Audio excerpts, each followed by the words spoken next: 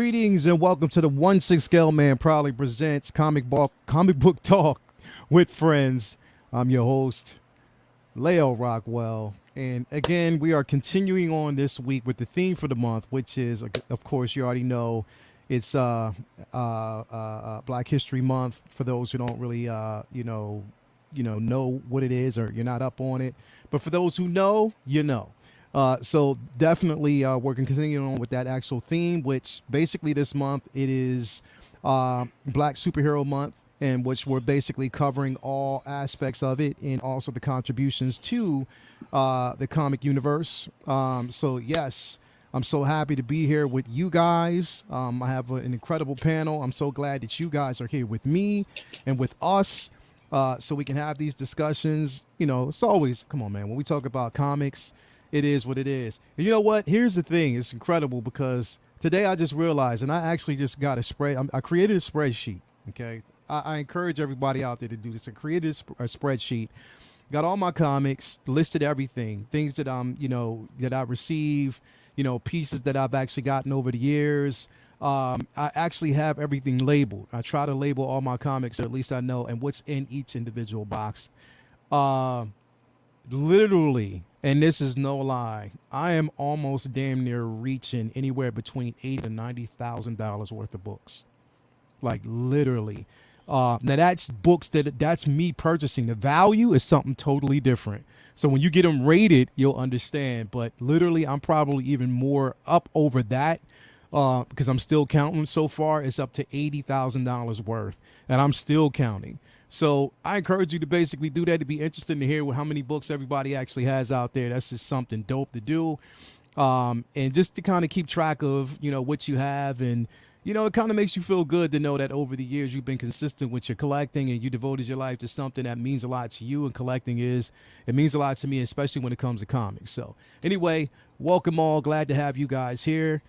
Without further ado, I'm gonna bring the panel in. So glad to see you guys here, man.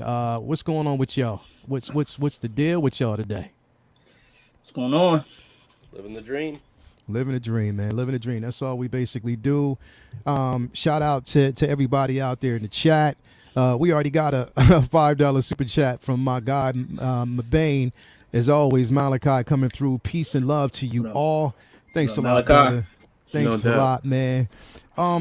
Butt naked, man. Like literally. Let me explain something, motherfucker. Let me explain this to you. I could not wait to have you, bro. All fucking week, literally.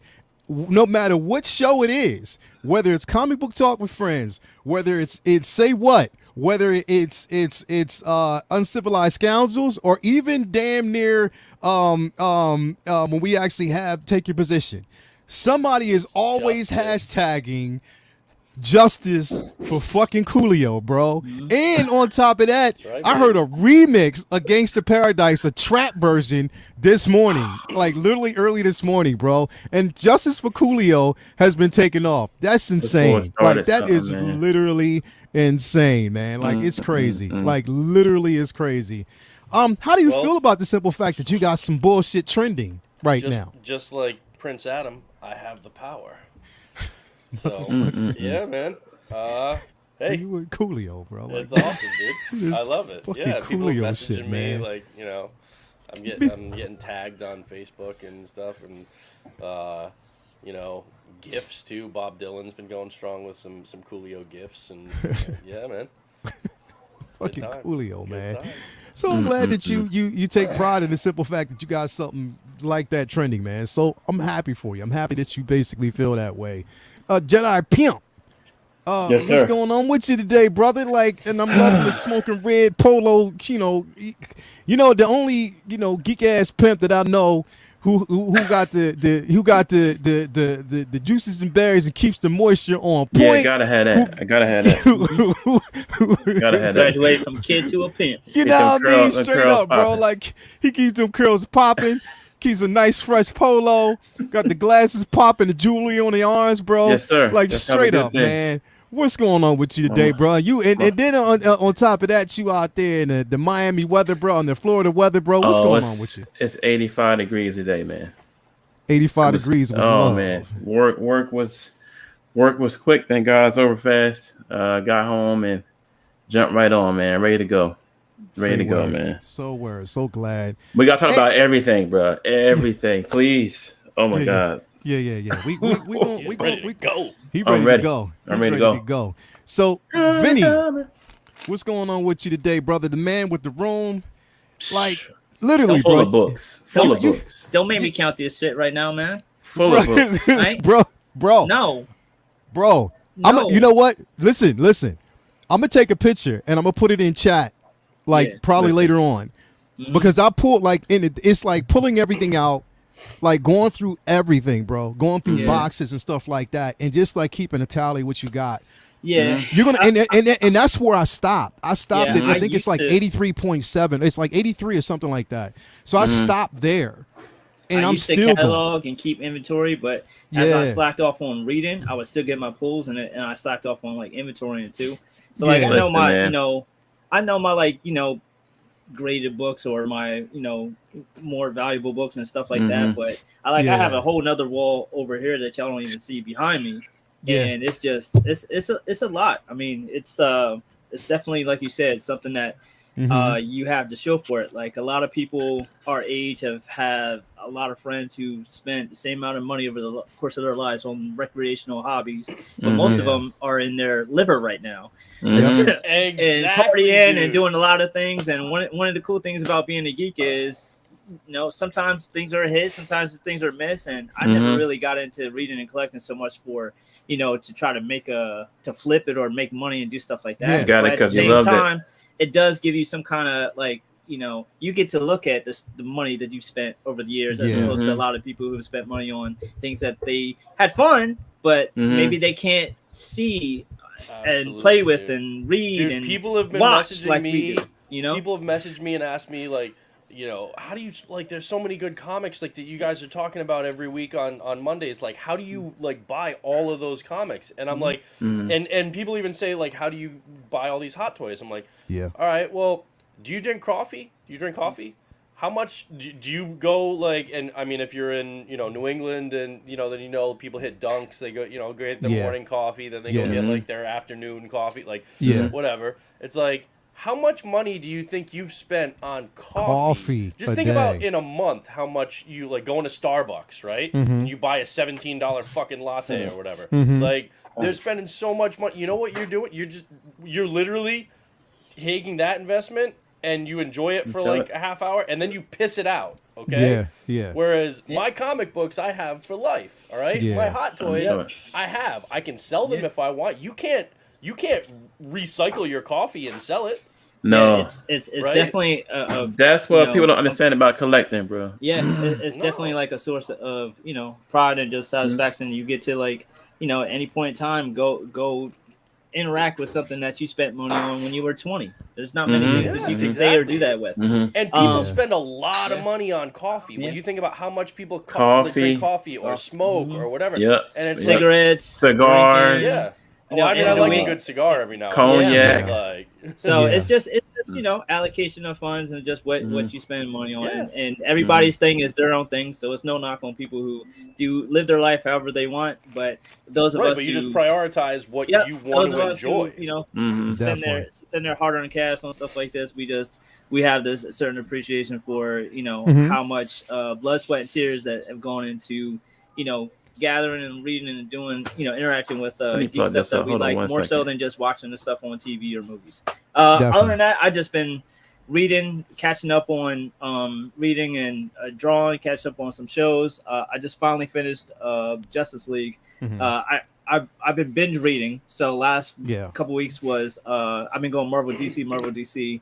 So I caught up on 5 years of Justice League in 2 weeks. So it's now it's out. Now I'm current on everything, so that's good to have that under the belt. And I started Raising Dion, so I'm only a few episodes in, but that's been good. I have that on my queue. It's fun. It's it's a quirky take on the genre, and been drawing. I've been working on a bunch of Star Wars pieces that have been shown on Uncivilized Scoundrels, so you guys can jump on IG and see all those pieces. Other than that, just been having a chill week. Haven't had to do mess with any snow, knock on wood, and hopefully warm weather this upcoming week too. So Yeah, all's good. You can All's come well. clear my driveway in Boston if you want.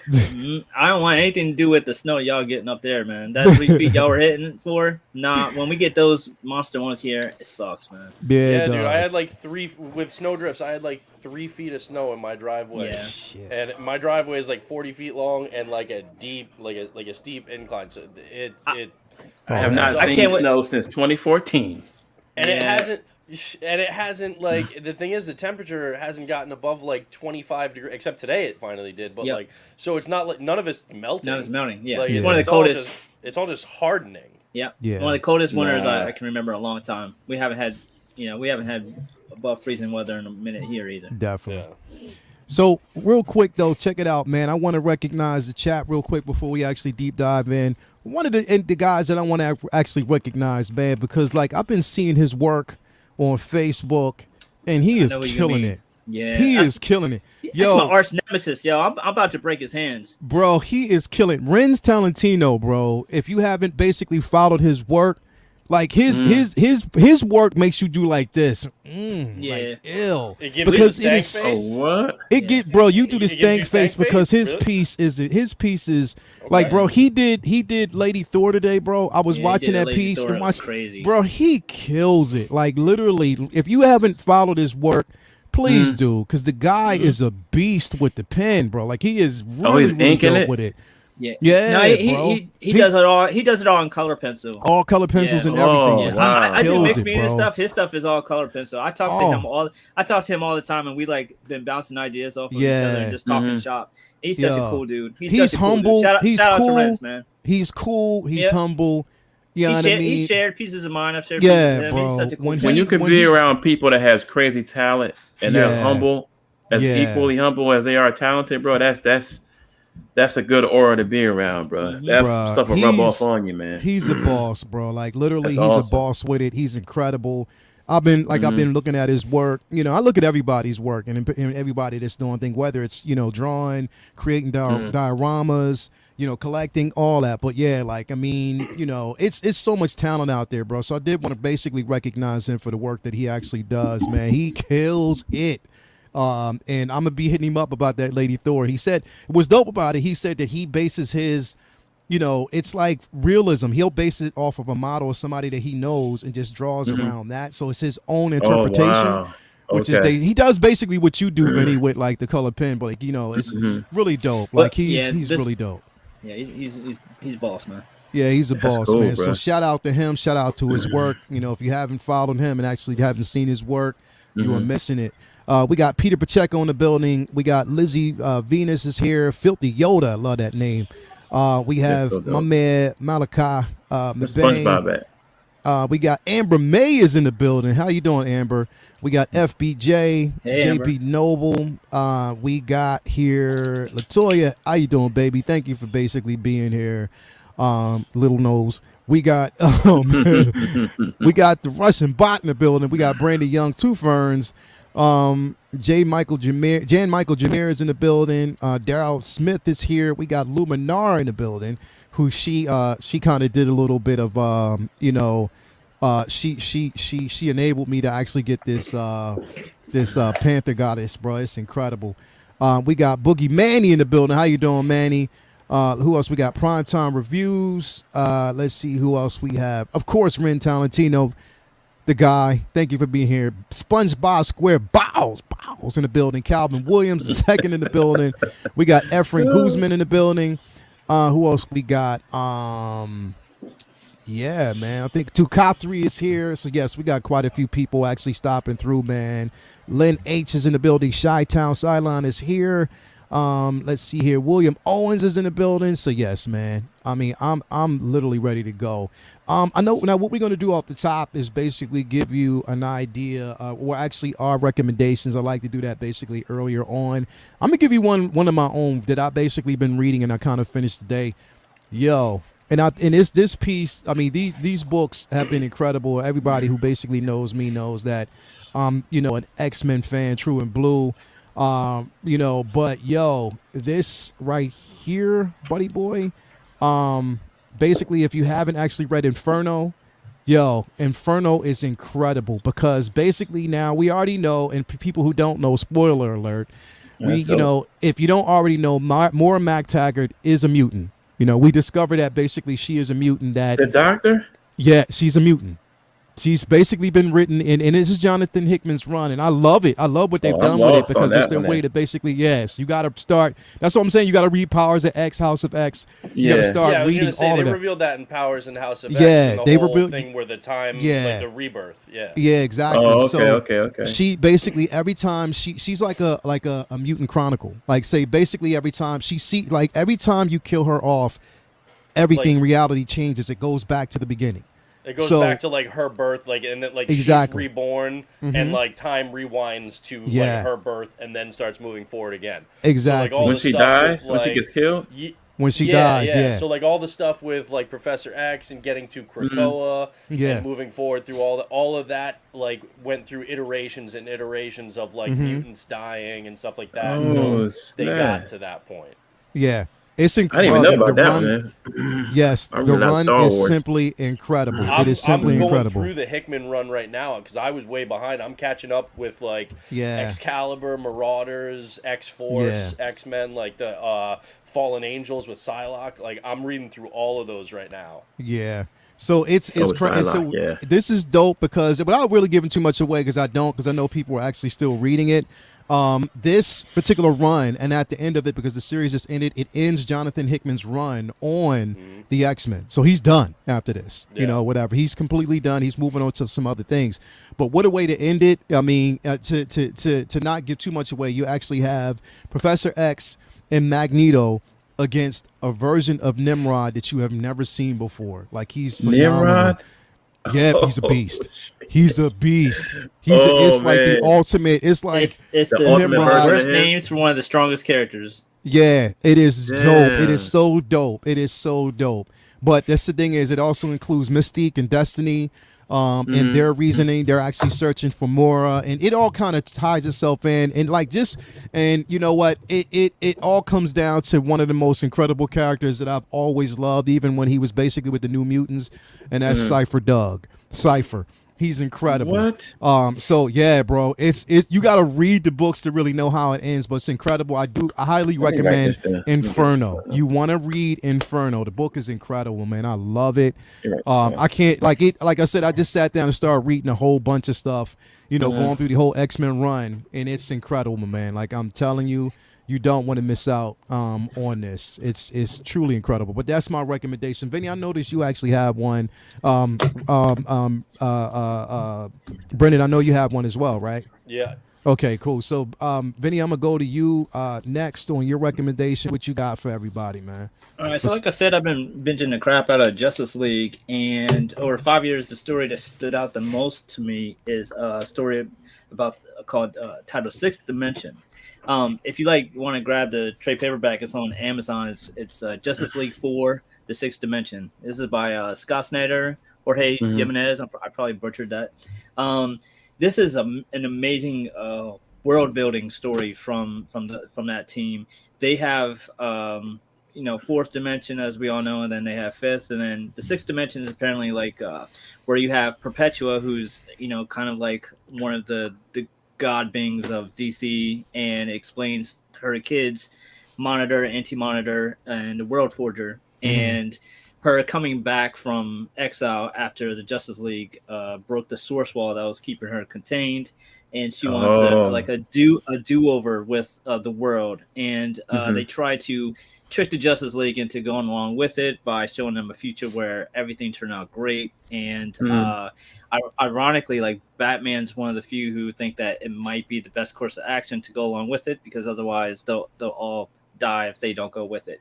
But eventually they all get on the same page, and the Forger and the Monitors have to all work together to try to defeat Perpetua. And it's one of the most beautifully drawn stories I've ever seen. The story is a little wonky, a little complex, because it does so much that sets up stuff in the future. And but in context, it's one of the most fun Justice League reads of the run. And there's just some amazing stories and art within that like 6-issue run, and there is a great moment with Superman where they trap him in a universe that has no suns, and they have World Forger has Batman set up use a machine that repositions the stars and the planets to get the suns away from the universe that he's trapped in, and Batman betrays him and like lines up the suns so that Superman can sun dip like countless suns on the way back to be able to come fight. And there's a lot of spoilers in there, but it's really, really incredible. It's like such a fun read. There's also the most powerful bat armor that we've seen yet, and the Bat Sun suit. I mean, yeah, the Bat Sun suit, in which his the abilities are like basically allow him to fight cosmic beings. Whatever the Batman thinks the suit can do at a cellular level, and he can change minds of even godlike beings. So there, and whatever it's like the suit of requirement. Whatever he needs, the suit will just, create. Give it to him. Almost like it's almost like a god type level suit. Just amazing artwork, amazing story. It's one of the funnest portions of the run that I've been binging. A lot of like tough sections that weren't too great over the runs. There's a lot of throwaway type of stories and filler that we've seen from DC in these Justice League books, and I wasn't loving all of it. I'm not even much of a fan of the current. That's him in like the future, like another world type Superman. Yeah, but it's right. But yeah, like the current stuff with Martian Manhunter, really loving it. So leave him alone, bro.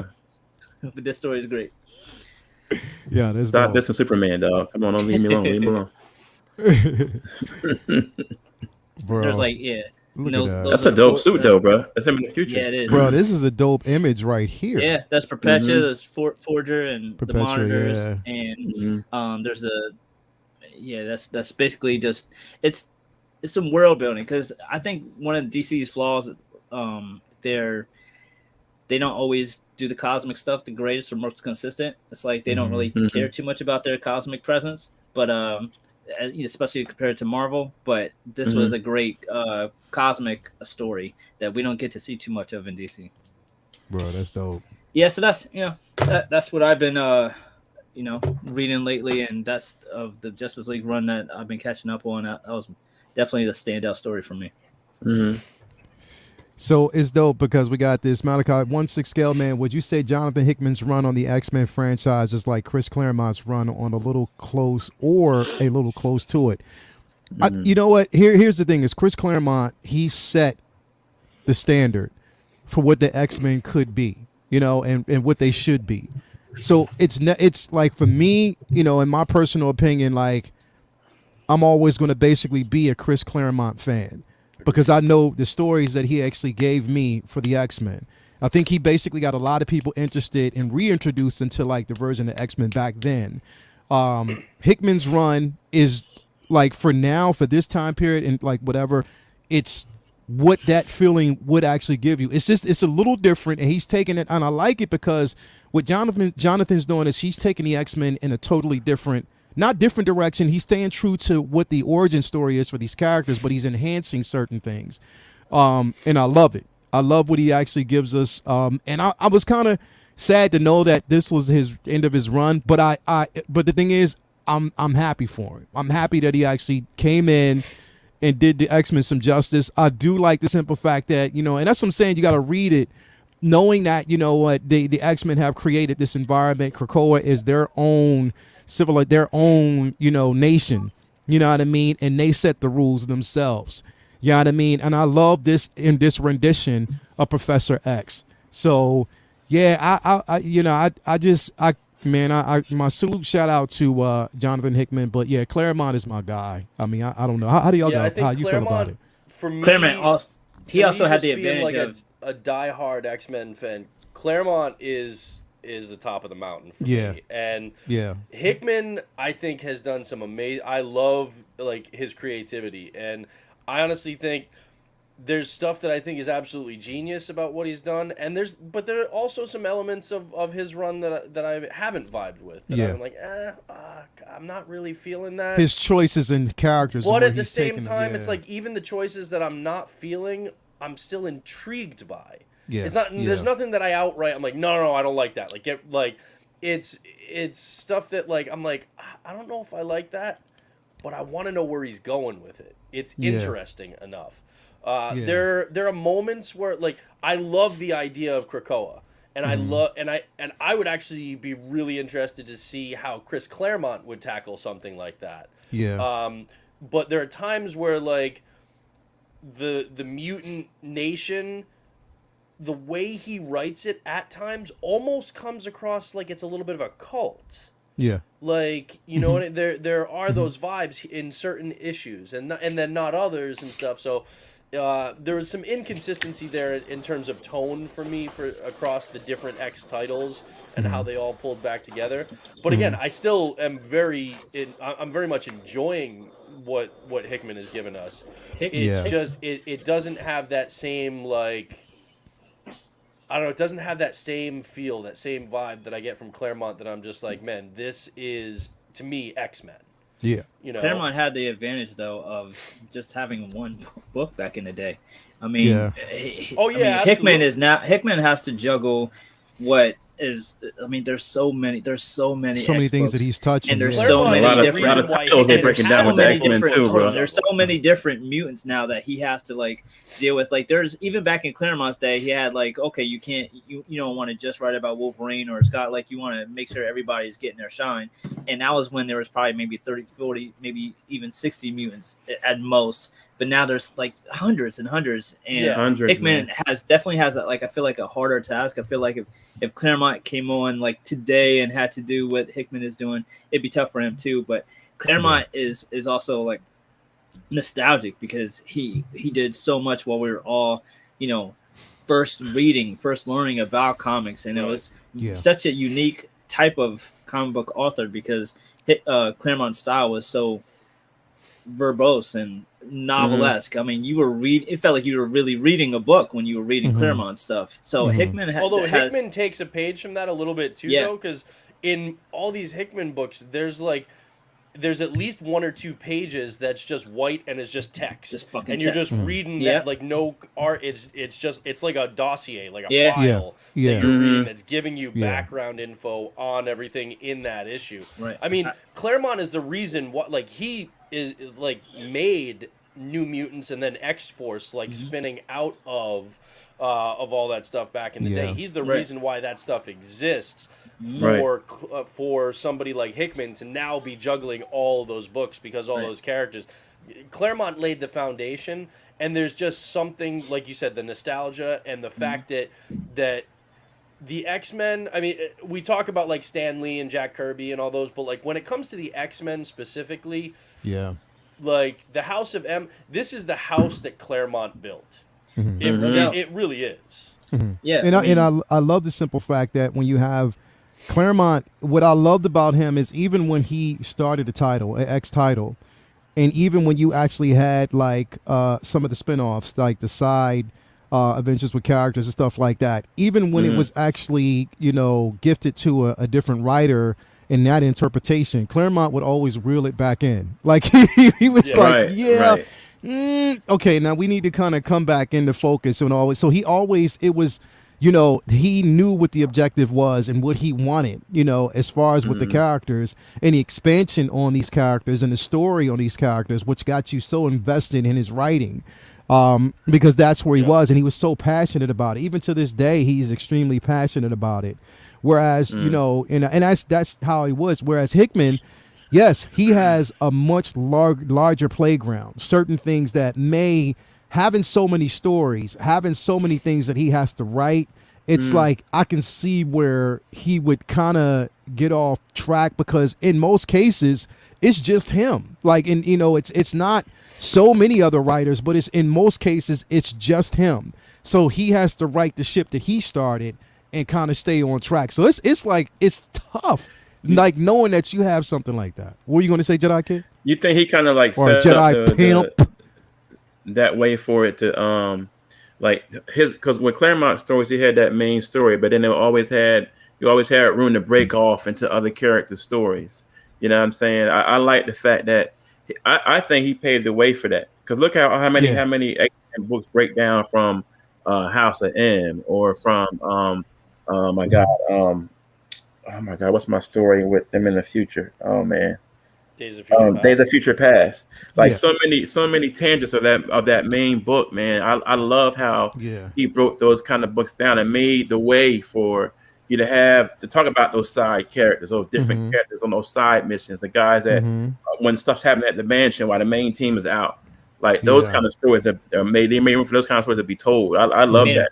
Made them personal when it's huge cast, and he still made you very feel like they were your, too, man. The he still side made stories, those side guys. Your family. Yeah. And I love the simple fact that, like, even like, look, and I always tell people, like, one of my favorite runs, like one of my favorite groups or teams, you know, from the very beginning was X Factor. Like, I loved the X Factor run because I loved, it was basically, you had the, you know, some of the, you had the original teams, the original squad who just kind of branched off of, you know, just mainly my favorite like time in X Factor was when Havoc was running. Havoc was the leader. Exactly. Was running the show. Exactly. Him, Polaris. You know, it was incredible, bro. It was So I mean, definitely you got that the was brother of Cyclops and the daughter of Magneto. Magneto, who never got the spotlight when they were in the other books because of their ties to those other characters. But in X Factor, that's where they really grew. Yeah, man. Yeah, that's definitely. I mean, all of that stuff, and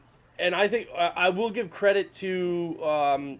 There are certain times where, like, I feel like you figure out, oh wait, these characters just go really well together. Right? Like Gambit and Rogue and oh like yeah. that. I love like interactions with Bobby Drake and Hank McCoy, right? Like I love those that pairing.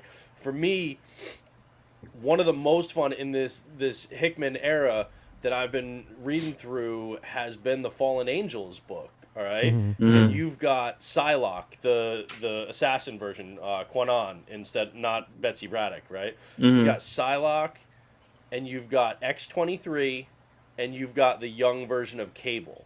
That trio works so well. It's just those characters and the stories the backstories that they have, and how Hickman is writing that that book.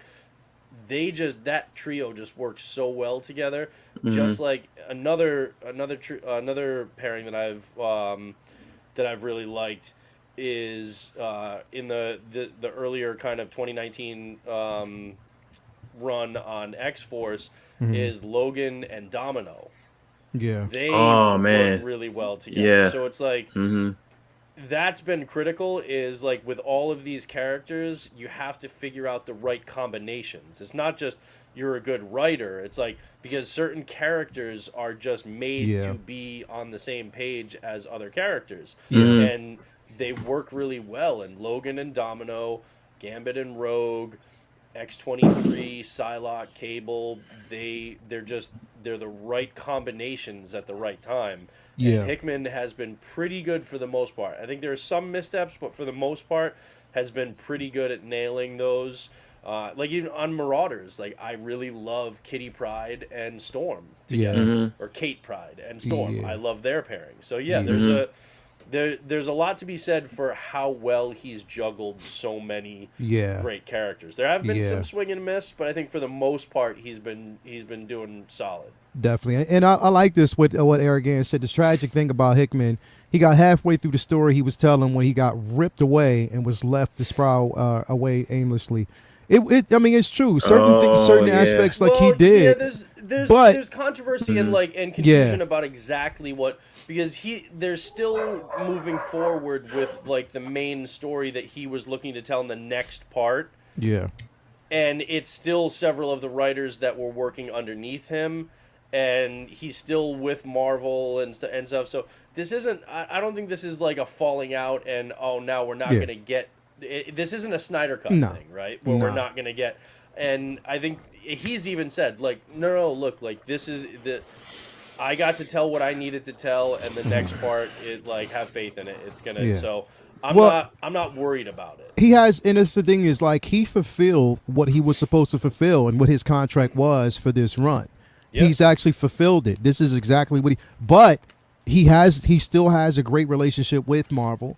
He has a great relationship when it comes, and they'll welcome him back because they know the success keep it that way, of these books. Exactly, snatch him up. Yeah, exactly. So he, it's been very successful. Right now, he's teaming up with a few other writers on, some other franchise, and I mean, look, it's Hickman. What can you expect? You know what I mean? Can you imagine? He has skill, man. Run on Detective Comics. Oh man. Imagine so many characters will get shot and you haven't even heard from before in DC, man. If he does that, yeah, Kitty Pryde is high rolling love when she phased the giant bullet through and that was basically my thing. Character. She's such a great character, but I love the simple fact of how they used that as a vessel to really demonstrate how powerful Magneto was when he brought her back from halfway across the galaxy, just by sitting up on a rock and meditating. Like literally to show he was basically there at that moment to show his commitment to righting every wrong that he made, and he brought her back. That was such an incredible feat, man. It's like probably one of my favorite runs, one of my favorite books. So yeah, and if you want to see how powerful he is, literally, that's why you have to basically read Inferno, because he is no joke. He is definitely Before we no joke. get too deep, I'll just throw these real quick for I'm just keeping my recommendations to stuff that's current. Yep. Just because I'm having so much fun with these books. So this is issue number 3, but if you haven't checked it out yet, the current Captain America and Iron Man miniseries is, I think it's only going to be 6 issues, and they just dropped number 3. This is really good. I mean, this Alex Ross art on the covers I love. Oh, that's beautiful, man. They're going up against Myrmidon. I love the art style on the inside. This is also giving us a lot of. They're actually talking about like the original Civil War. So this is like really kind of like highlighting the relationship between Cap and Iron Man. And it's just a lot of fun. And then if you're not reading the current Beyond run on Amazing Spider-Man, check it out. And it's got a lot of really cool offshoots, like the Black Cat and Mary Jane one shot they just did. But we just got a new villain. We'll see if she's added fully to the Pantheon. But right now, I'm digging it. We've just got a glimpse of her in this last issue, but we got the new Queen Goblin. Yeah. I really dig the design. That's dope. She's got some serious potential. I like she's almost like Goblin and like Typhoid Mary. Combined. Oh wow! It's weird, but it's like cool. I love the design. I think it's really cool. Yeah. And so this one's got a lot of potential. So yeah, those the Beyond run right now, and then Cap and Iron Man are just really really fun books to read. And then obviously just keep going with like Devil's Reign, Definitely. The Woman Without Fear, the Elektra one that they're doing. Man, it is so cool. Her going up against Kraven, just. Jump into all of that stuff right now, and you won't be disappointed. Definitely, bro. Appreciate that. So, Jedi Kid, you got any recommendations this week? Or are you still? I'm still reading. War of the Bounty Hunters, man. I love these books. Oh, word. Nice. I'm still reading War of the Bounty Hunters, man. It goes through Dr. Aphra, the real Boba Fett, like the one we grew up with. And what's going on is the real Boba Fett. What's going on is Bubba got hired, by Jabba to bring back Han Solo's carbonated body. So on the way back, he stops off at Nostradar because the carbonite is breaking down. So it can either stop off at a buddy he knows, this doctor that can fix the carbonite problem, or Han Solo will be like chocolate ice cream in a couple of hours. So while he's there, the guy asks him to go get into pay off a debt for him and fight in like it's like a little like how you describe it, like paying him to fight somebody, in like a fight club or whatever. That's where he meets Dark Chrysanthemum and all that stuff or whatever, and he beats his ass pretty much. So that's why I saw him on Boba Fett show. I'm like, oh, Boba Fett to beat this guy again, whatever. And then I don't even want to get into it, but anyway. God. while he's there, fighting after he wins, whatever it comes out, he fights. He goes back to his boy's shop to pick up Han Solo because the guy fixed it. And what happens is the Crimson Dawn steals Han Solo's carbonite body and to try to win over the Hutts from underneath Boba Fett. So he's pissed off, dude. It's a really, really, really good read, man. I'm halfway done. I got these three today. I gotta read today, and I'll be done with it, man. It's the last 3 in the set. I cannot wait, bro. It's a good book. It's the Boba Fett that we thought we were going to get in this show. So go figure. You know what? I'm keeping hope alive. I'm keeping hope alive. That's all I can do is keep hope alive. Figure. I hope so. Just keeping hope alive. You know what I mean? Anyway, man, thanks for the recommendations. Again, we do these recommendations for everybody out there. These are books that, you can actually find, whether it's digital, if you want to get physical media at like your local comic book shop. Definitely go out there and get that. I'm going to actually, even this weekend, I'm going to be shooting a video at my local comic book shop. I actually made arrangements with them. Just like a little, small mini interview with them. And I'm just going to take a tour around the section so you get an idea of where I get my pieces and how I work with them. They're a really good group of guys, so stay tuned for that. But yeah, like I said, go to your local comic book shop, support it, support physical media. Even if you use digital, just support comics all around, man, because like I said, it's not a lost fad. It just continues to grow. We want to actually support these people, so definitely do that. If you got one there, you support your brick and mortars. Yes, definitely support your brick and mortar, man. That's what you need to do. We're all about supporting people. Exactly. And meanwhile, so Lael, I didn't make the Take Your Position stream yesterday. Right, I saw that you. I caught a little bit at the very beginning. I saw that you took over the hosting duties for me. Not bad. But yeah. So I told you I would be here tonight. But so I have a friend of mine. My buddy is in town from DC. So. He's staying with me. He's still here. Yep. But I thought I was gonna do tonight, but I'm coming in here a little while ago, and I'm like, all right, so my wife and my kids are going to bed. My wife and my buddy Peter out there in the living room, and I'm like, all right, I'm going to do the stream. You got you want to like watch a movie or something, or you play on my PS5. It's like I was like. Or, if you want to, actually catch the stream, you can watch, the stream on my TV. Literally, I hadn't even finished the sentence of if you want to watch the stream. And he turns to my wife. He's like, you want to watch the game? Like, just fucking, no, it wasn't even a fucking option. It was like, I'm not watching your stream. I didn't even get the goddamn words out of my mouth yet. He's like, you want to watch the Bean Pot? The Bean Pot here in Boston is a hockey tournament with BC, BU, Northeastern and Harvard. Yeah. And we all went to Northeastern, so but here's the thing, I don't give a shit about it because I don't like hockey, but he does because he's stupid.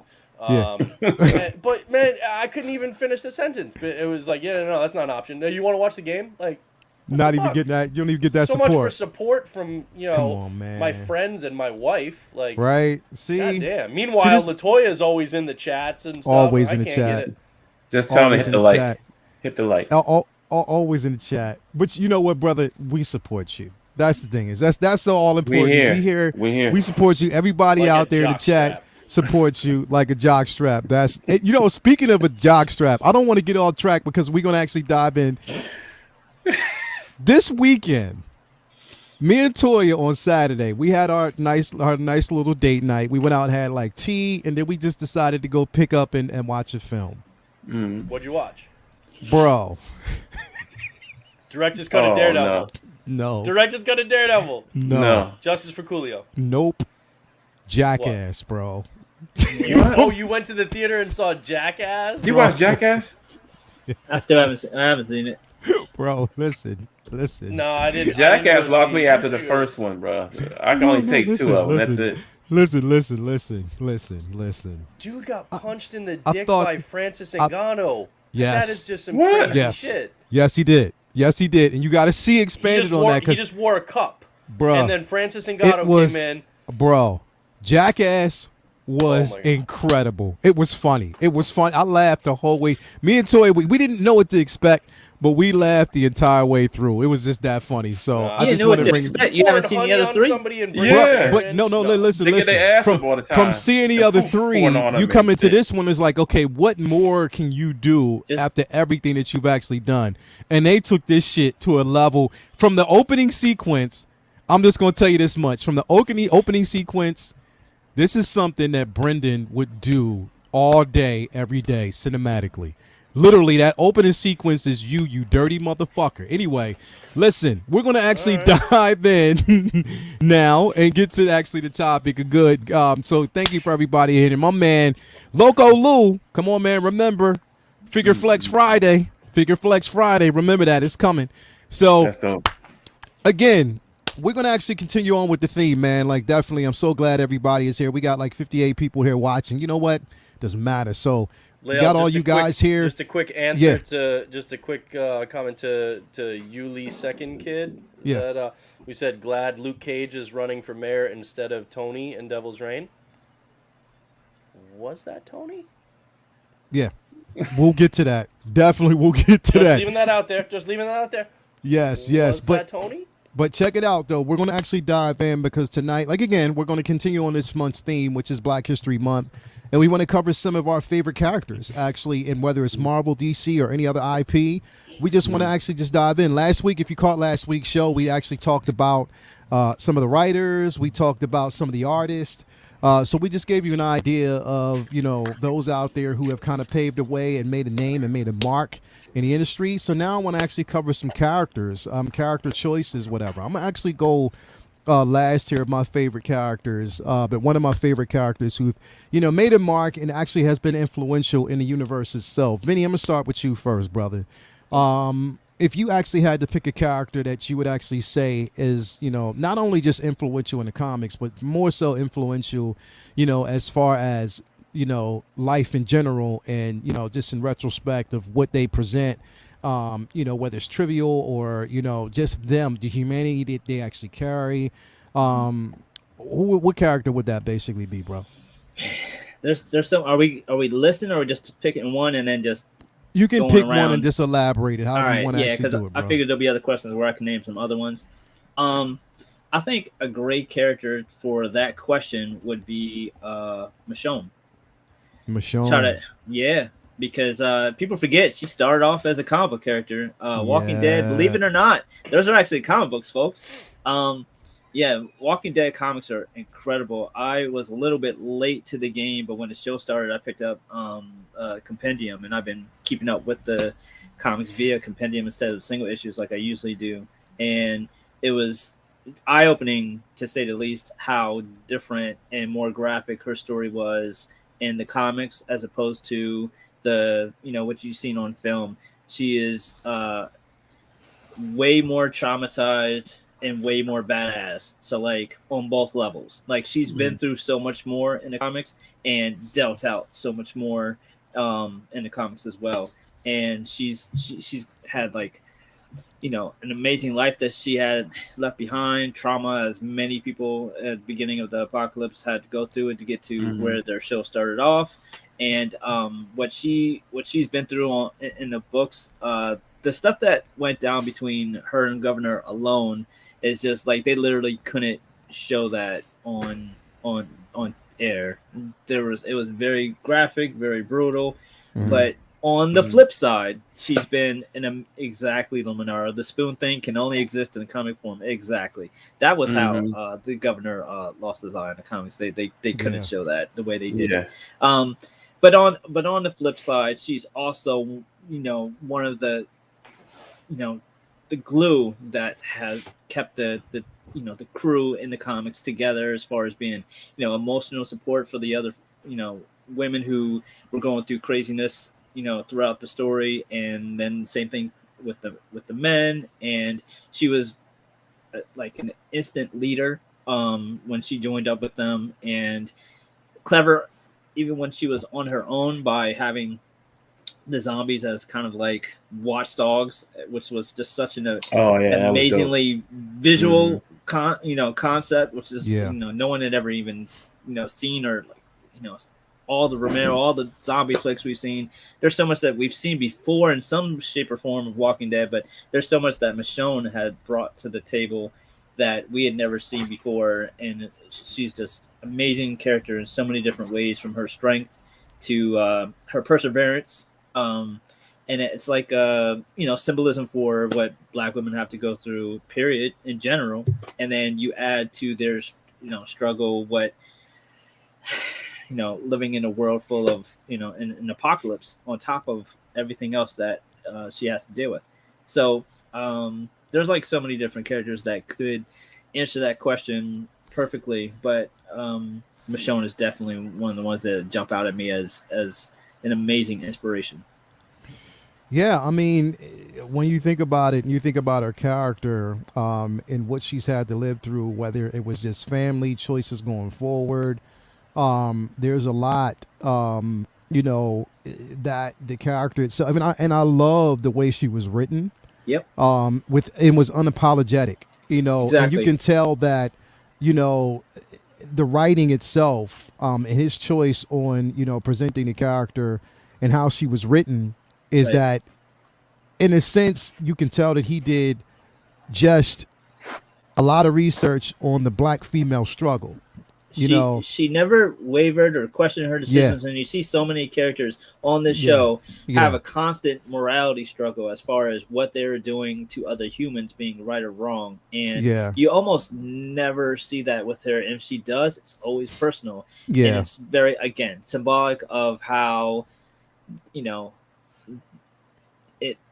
she was already probably used to having to have that kind of strength going through life in the first place before any of this already happened, to be that stereotypical quintessential strong Black woman. But she was in a way training for this her whole life, because she already knew how to put on a brave face and do what she had to do to get shit done and to survive above and beyond everything else. Just survive. And the more time she knew, the more time she spent reflecting, feeling guilt, feeling horrible, and feeling all these things that waged and endangered so many other characters throughout the comics and the show.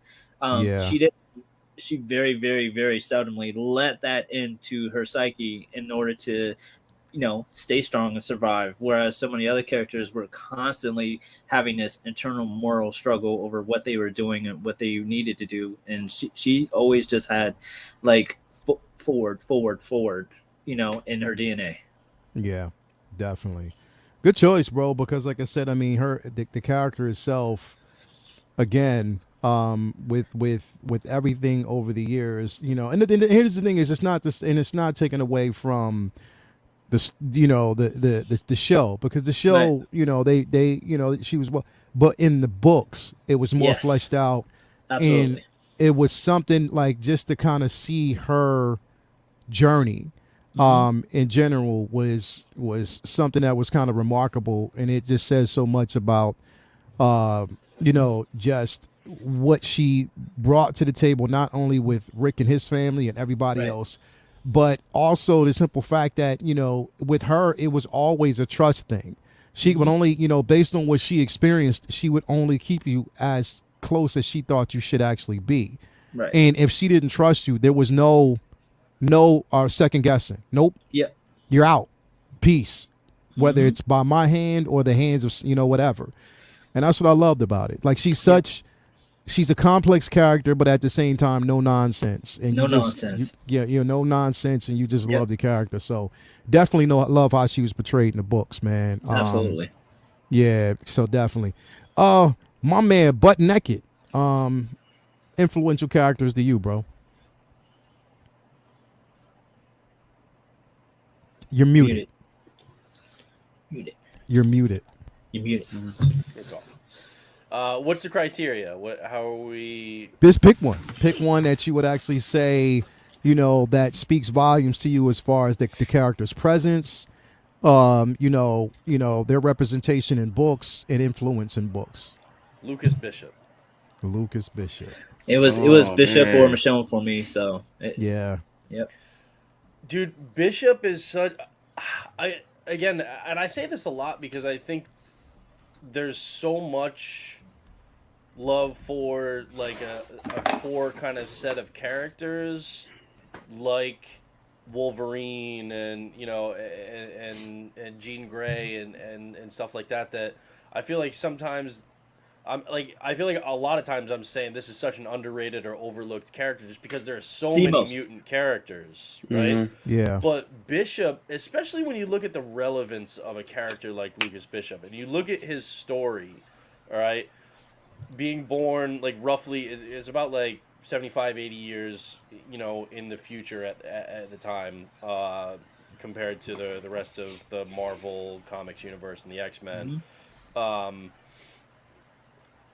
He like represents the plight of so many different groups of black, of Jewish, I mean, think about it. He's a guy who is a black mutant who was raised in a concentration camp. Yep. Mm-hmm. And branded on his face, right?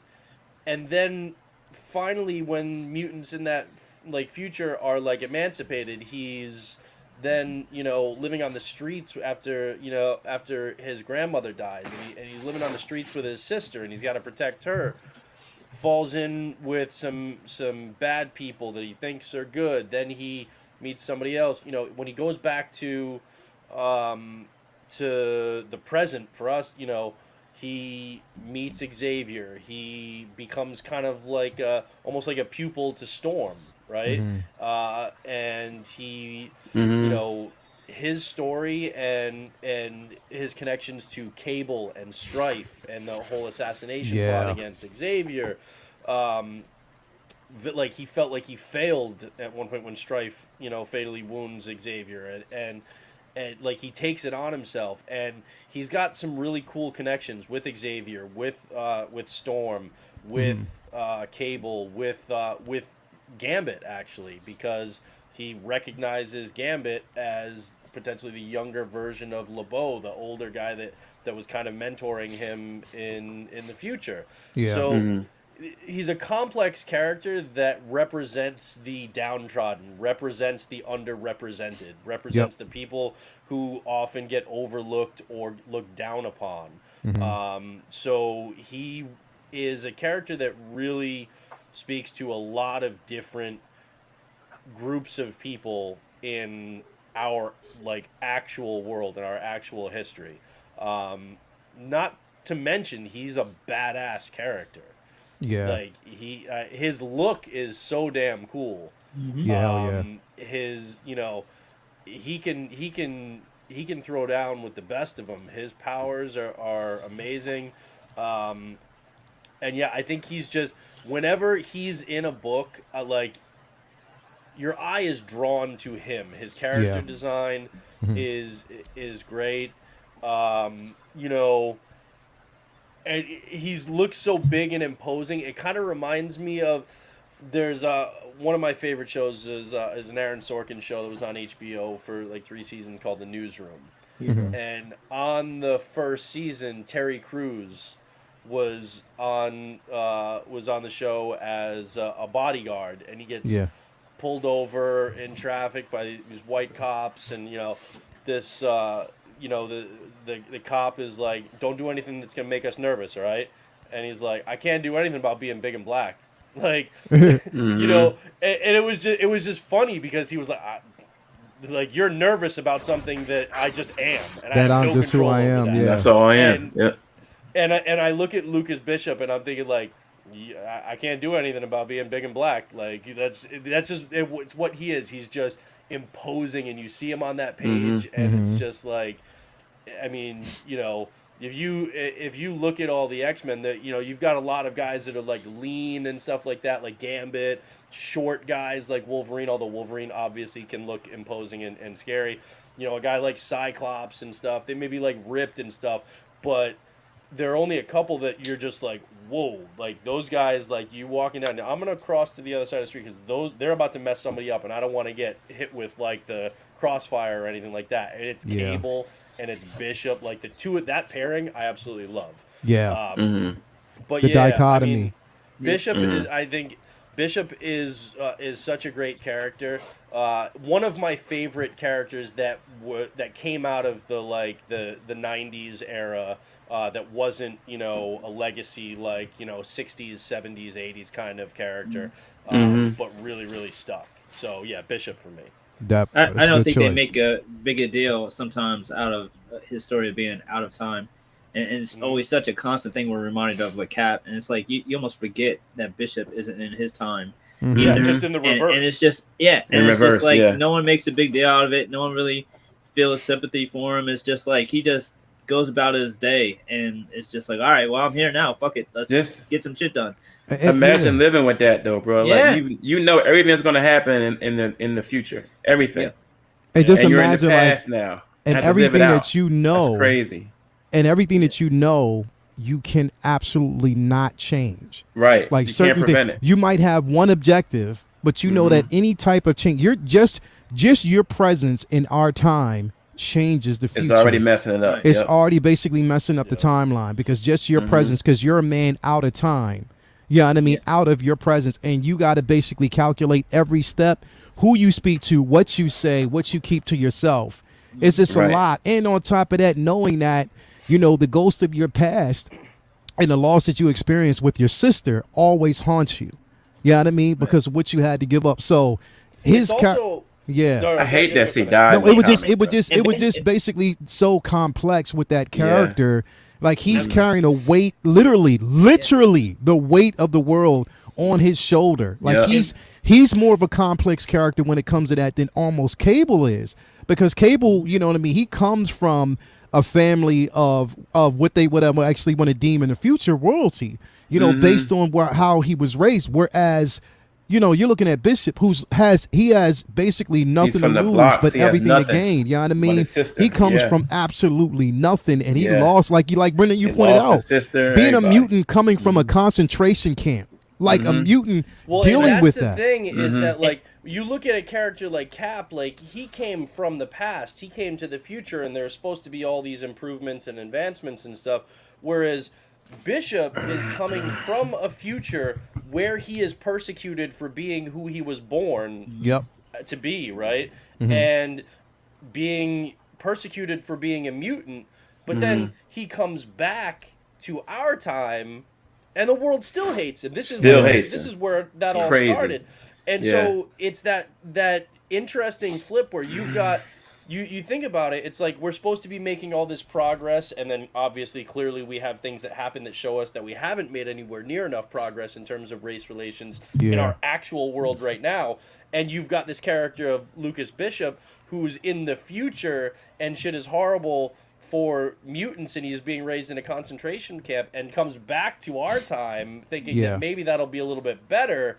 And we're still dealing with all the kind of race relations and the mutant things in the comics, and it's just because, like you said, Cable comes back, but like his is more of a family thing, but otherwise he's not like necessarily persecuted in the same way or feeling that persecution in the same way that you get it when you're reading Bishop. And One Pouch Man definitely said like a great team up is Wolverine, Bishop, and Cable in Executioner's Song. That's classic. Hell that's classic.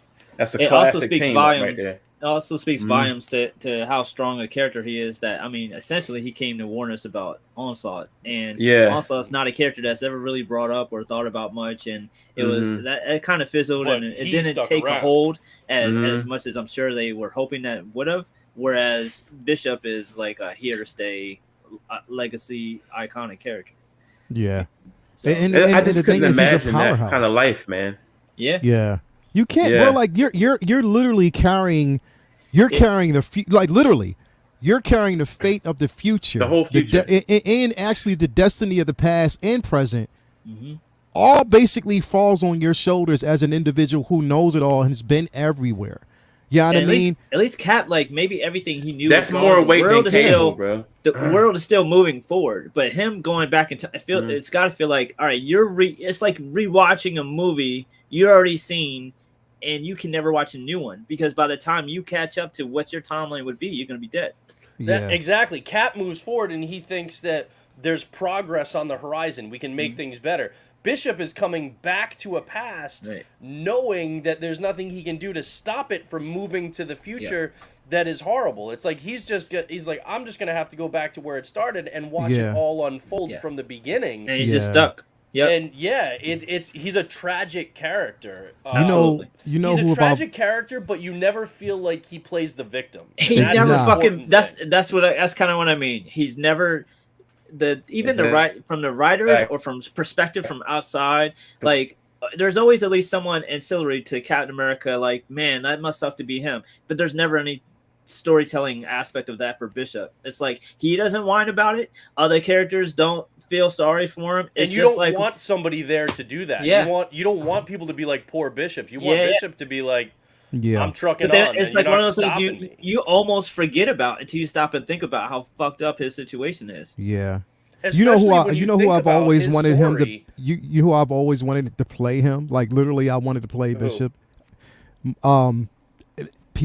Michael Jai White, bro. Yeah. I've always wanted Michael Jai White to basically play Bishop because of how he portrayed Spawn. His personality when he portrayed Spawn, I was like, he would be perfect. He might look kind of funny with the long hair, but I would absolutely take Michael Jai White in that role. Yeah. I would definitely give him like long dreads. Like, if you give him like long dreads, that's kind of what the guy in Days of Future Past had. Yeah, we don't talk about that. We don't.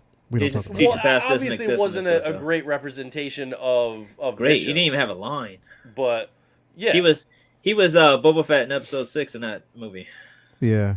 Yeah, but just there. Yeah, I mean, it's such a great character, and I think it's a testament to just the core of what the character was and why it resonated with people and why he stuck around, because it's hard to create a new comic book character that has staying power, that people vibe with and are like, okay, we're gonna, and I don't think they had huge plans for him at the start. I think he was gonna be one of those characters who kind of introduces a theme, introduces a kind of arc, and then the rest of the main characters were gonna take it forward.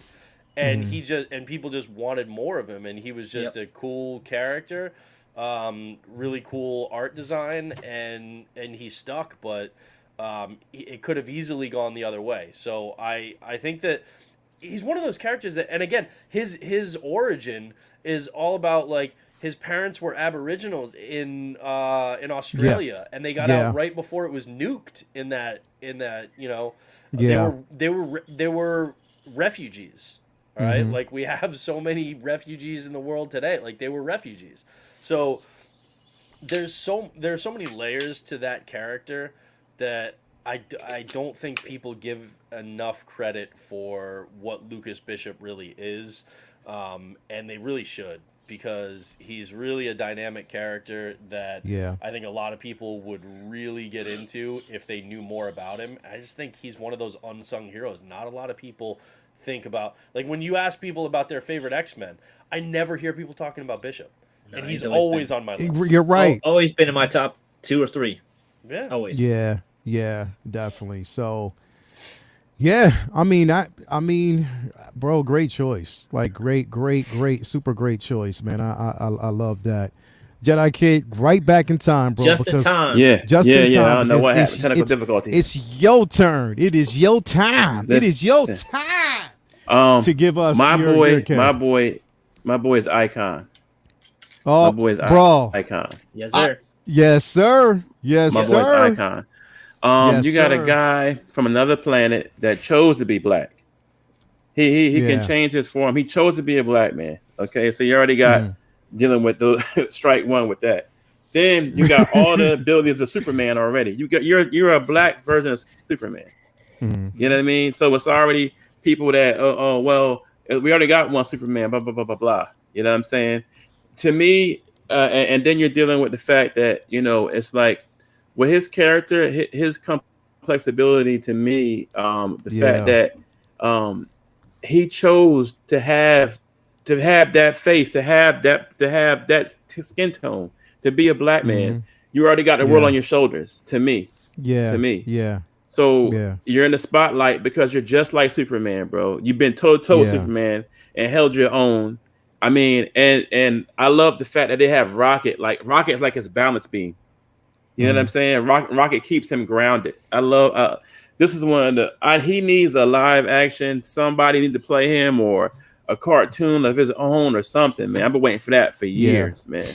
Yeah. Icon Icon is an incredible character, bro. Incredible, dude. Yeah, and just like you pointed out, and it was interesting because even like his first entry into the DC universe and how it was written is when he first came, he observed everyone.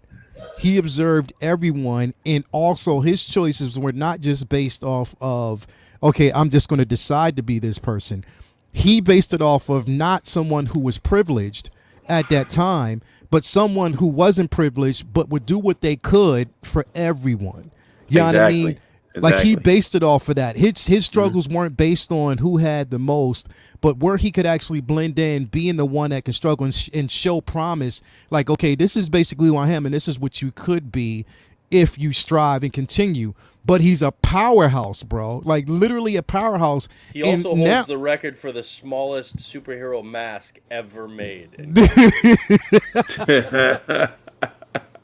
I mean, that's basically eyeshadow. That's just some makeup. Like that's not even a mask. Like, come on. You stupid as hell. You stupid as hell. I'm just saying. You are funny, bro. Great character. I can't deal with you, bro. Like, I can't deal with you. Great character, but it just. I can't deal with you. That his mask takes up the amount of space that other superheroes. A Robin mask. It's like Robin's mask. The makeup on underneath the mask just to black out their eyes. Right. No, Robin's mask is a little bigger than that. Robin's mask is a little bit bigger than that. It's tight like that, man. Robin's mask is tight just like that. When Superman, bro, when he went toe to toe with Superman, and Clark said, "Who are you?" And his line to him was, Clark thought he was a Kryptonian.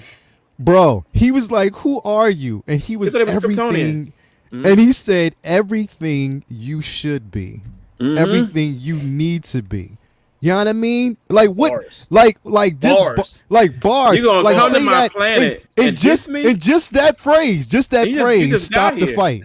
And stop the fight. Like literally, bro. Like it just got here. So yeah, you just got to my planet and you're gonna diss me. Like, come on, bro. And he could have chose to be anybody, any skin tone he wanted, bro. When he chose to be a black man, to me, bro, that's a complex cat, bro. He needs to have his story like out there more. Like DC need to make a cartoon movie or something about this cat, dude, because what a character, man. Icon's always been on my top 5. Yeah, watching them fumble over each other. What you say? He's been a Young Justice, but it was like he's only in there like a side thing. Yeah, like a side character, but he can go toe to toe Superman. Like, go figure. It's been very frustrating watching Warner Brothers fumble over themselves, figuring out if they're gonna do a Earth 2 Superman with Michael B. Jordan, or if they're gonna do what back characters they're gonna change to black so that they can get into that market, and what can they do to like get a it's horrible, man. But watching it's them, like man. You have Milestone just sitting right there, right, picking, and it's like fucking Icon, Hardwire. Right. Blood Syndicate. Like you could do all these things. Why are you acting like the only black characters that you could possibly like put forth onto the screen is just to switch a color of an existing character as if there's not any other option? They can even use Rocket more. They can use I'm not Rocket more. They never use her like negative that. Thing. My point is even if they were doing both, I wouldn't be as critical. But if they could be doing both, they could be. I don't think we'll see a character like Icon unless they put him into like another property that they're willing to take risks on. I refuse to believe that they don't have the balls to do Icon if they can give us a Harley Quinn movie, if they could do a Suicide Squad movie as the second movie they do after Suicide Squad, or the Suicide Squad movie was such a gamble. You leave Icon on the shelf.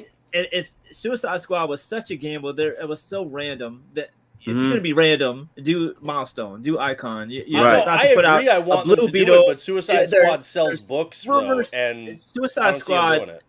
Do you really think the Suicide? They just got Squad back books in the before game the movie with selling the books for Suicide they're not Squad. compared to the numbers that Milestone Nobody was talking about I them disagree before the with that. movie like that. No, but they had enough that they were willing to take a chance on it. Because I don't think they Suicide had... Squad before the film was a property anyone was hoping for. A movie Nobody with. was really looking at that before the film came out. People have been wanting an Icon movie that. for years.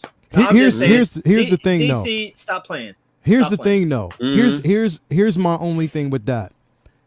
As much as I agree, here's where it kind of gets complex, and this is where it kind of gets off kilter, and we know why and why it would actually happen. Because the minute if they would have actually took a gamble, say for instance they didn't do a Suicide Squad, right, and they took a gamble on Icon as a character that they wanted to introduce, what would be the first thing outside of the color of his skin? Let him say what would basically be the first thing said?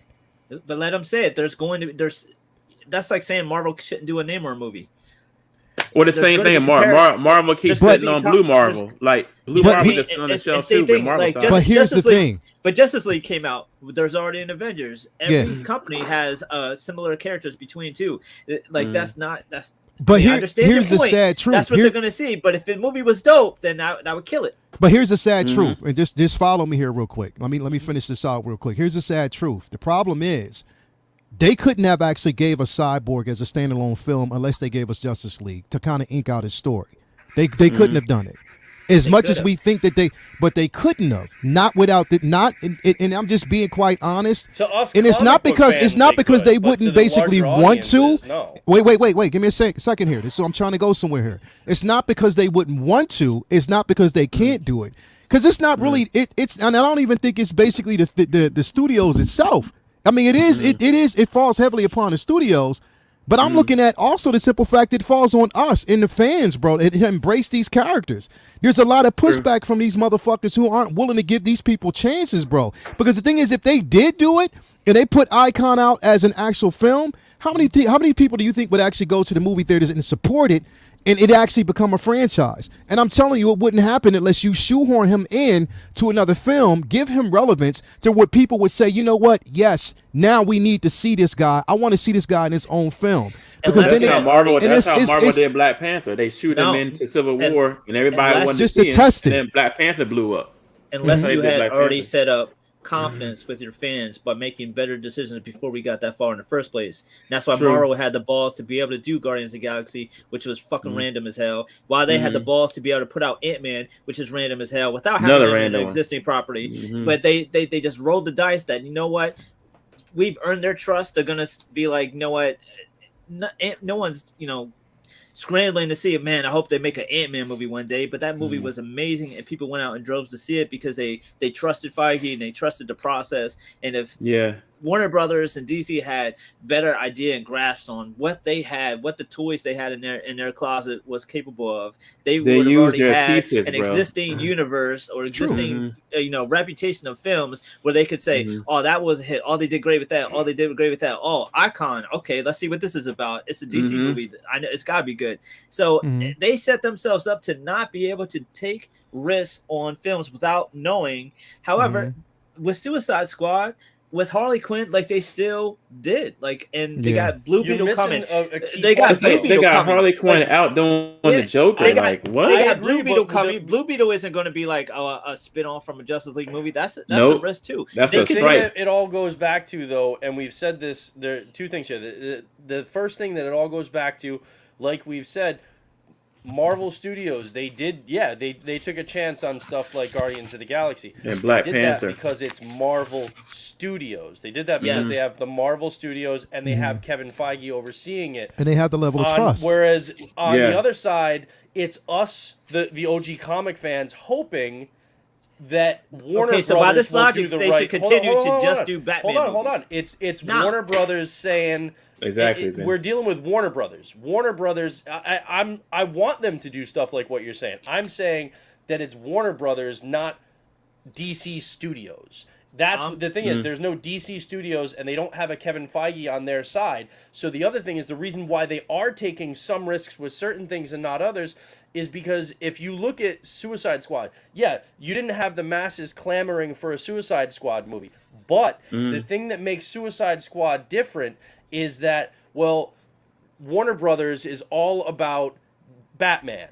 And Batman, you're having Batman. You've got Suicide Squad ties easily to Batman because they had Deadshot on there, and you have Harley Quinn and Joker. So what they're thinking, I'm not saying that I want them to do this. I'm saying what they were thinking is that Suicide Squad is less of a risk as other not as well known properties because they have so many direct ties to Batman that they can use the juice from Batman to market those characters in the Suicide Squad because you've got the Joker there. You've got then Deadshot and Harley to try and elevate those so it seemed to them like less of a risk than if you do a character like that's why even with The Rock involved, it took damn near a decade for them to get a Black Adam movie off the ground, right? They're idiots, bro. Like they see the ties to Batman and they think that this is less of a risk because of the ties to that premier character. But they act like Batman's their only golden egg.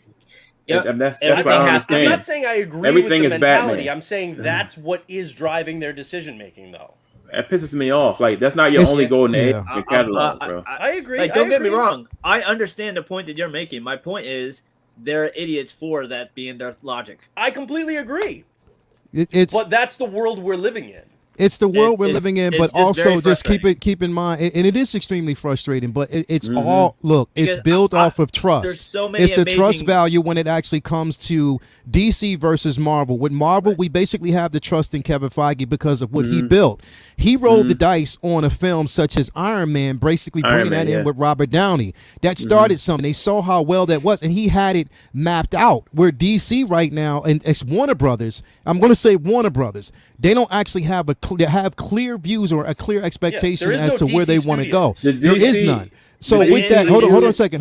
Give me a second. So basically what I'm saying with that, though, is it's all built off of trust. These are characters that we want to see, and we think that would actually have, and we know would have relevance and people would actually love. But I have to actually say with them, first, they have to have a well thought out, mapped out plan on how to basically get there. And right now, they do not have a sense of direction. So the thing is, I would much rather them build a foundation than to automatically just drop, because I know that as dope as Icon is, as dope as a lot of these characters are, they wouldn't do them any fucking justice, and it would fall to the wayside. And but that's look the shit that pisses me off. So many billion-dollar movies, you can take a chance on this other character, and if that one doesn't do so well at the box office, you still just made $1 billion on the most recent Avengers movie. But it's like you earned a little bit on the side that you can shovel into this, and it's like maybe that'll work. If it doesn't, then it's not that big of a deal. But that's what Marvel Studios and Disney have been able to build. That Warner Brothers, because they don't have that infrastructure. I wish Disney would just buy the property, Warner Brothers man. has not. I wish they would. Can I ask a question? It's really weak to have all these black characters that have no relation to Batman, and their only solution to bring color to the screen is to just flip Batman characters raised so that way they can check off that box and say, "Hey, look, we gave y'all a black one. We'd be happy." Bro. Can I ask you a question? Can I ask you a question real quick? Are we gonna ever have anything positive to say about DC? I don't understand it. I try to, bro. I mean, can we? Wait. Can we separate? Peacemaker's dope. And I'm looking forward to the Batman. But this is what I'm saying. This is what I'm saying. Batman, but Peacemaker's dope. I'm trying to separate right now what I want to do. Because we're talking about these characters. I want to separate Warner Brothers from DC and just talk about the comics. Separate the aspect of Warner Brothers right now, because whenever we do that, we kind of go on a tangent and it takes us down a road that we can't sometimes come back from. So that's what I'm saying. I want to focus in on just the characters. Yes, we know we want to see these characters in live action, but we know right now in the hands that we're like the cards that we're being dealt by this company, it's not going to happen the way we want. So that's why I'm trying to separate WB I'm enjoying from DC. I'm enjoying the Milestone. Just sell I'm DCU enjoying to the somebody Milestone else, run please. being back in the comics. Warner So Brothers. let's bring it positive. Milestone run is finally back on the shelves and comic book shops. So you can go, if you ain't gonna see them on screen anytime soon, but you could go to your comic book shop and pick up Icon and Rocket on your shelves. You can pick up Hardwire on your shelves, and hopefully soon they'll be doing a Blood Syndicate year 1 too. So at least there's positive, comic books coming out with these Milestone characters. Shout out Joy McDuffie. Yeah, I'm sorry, I pulled the scab off with Icon, but I mean, I'm no. frustrated I about mean, not he's seeing my a dude dope on character. screen. It's a real good conversation, and I love it. It's the simple fact that let's keep it on the characters. I got you. Just mainly focus on the characters, because when we go down that road at WB, man, we already know It's that a dark highway. It's a pile of shit. So I mean, with a few highs, but more so more lows than anything. So I just try to stay away from that and just focus on the character. Icon himself is just how the name is, Icon, which I think can be definitely in the books, and if it's well written, can be an iconic character. I love it. Yeah, bro. I love the rendition. I love the color scheme. I love what he chose. Red and green I will say and that's black. the one thing I never really loved was the color scheme on him. You didn't love it? I love it because it's African colors, Afrocentric. It's Afrocentric. colors. There's the African color. I know. Yeah, I know. I think it's. I don't know. For me, I think it was more the shading of them and like the way they're applied, not necessarily the colors specifically. I wish the gold bands were black. That'd be dope. If it's just red, black, and green, that'd be way better than the gold showing. I think. Yeah, that's my only complaint about the uniform. Yeah, I think honestly, I think it's the blue. I think it's like the powder, like baby blue color that I think doesn't work well with the rest of it. I think that's the part for me. The gloves, right? The gloves, and then the chest piece, the holster kind of thing. I think that those are the parts that pull me out of it. If those were like, and that's an old picture. On the comics, it's a much darker blue. It looks more like black. Yeah, if you look at, like I said, for instance, I pull up another. That's one what he real looks quick. like now. Yeah, I have that book. Yeah. I have that one. So it's like it's it's much more updated. So sick. Yeah, dude. it's like even if you look at this version of it, like it's pretty like right here, like it's pretty dope. Like fire. Bro. Like there's so many different iterations depending on who's actually drawing, the artist is drawing. So I think they're kind of like toning it down and doing something totally different with the character. But I mean, his power set. I mean, he is an incredible. Crazy power set, bro. Incredible character. And I him and Blue Marvel, man. That's my two of my favorite African American like superheroes, bro. On both sides of the house, Marvel and DC, like just iconic, both of them, bro. Like, which I'm pretty glad that you brought that up, because Blue Marvel is basically the character that I love. My bad, bro. Since no, I'm glad. It's a good segue. That's called the perfect segue. That's the perfect segue into it's what, the ultimate segue, if you will. Boom. I like how you played that. Like how you did that. I like that. It's a marvelous segue. Is definitely a marvelous segue. Yes. Adam Berkshire all day. I mean, just his introduction from the first time we actually got a chance to see him.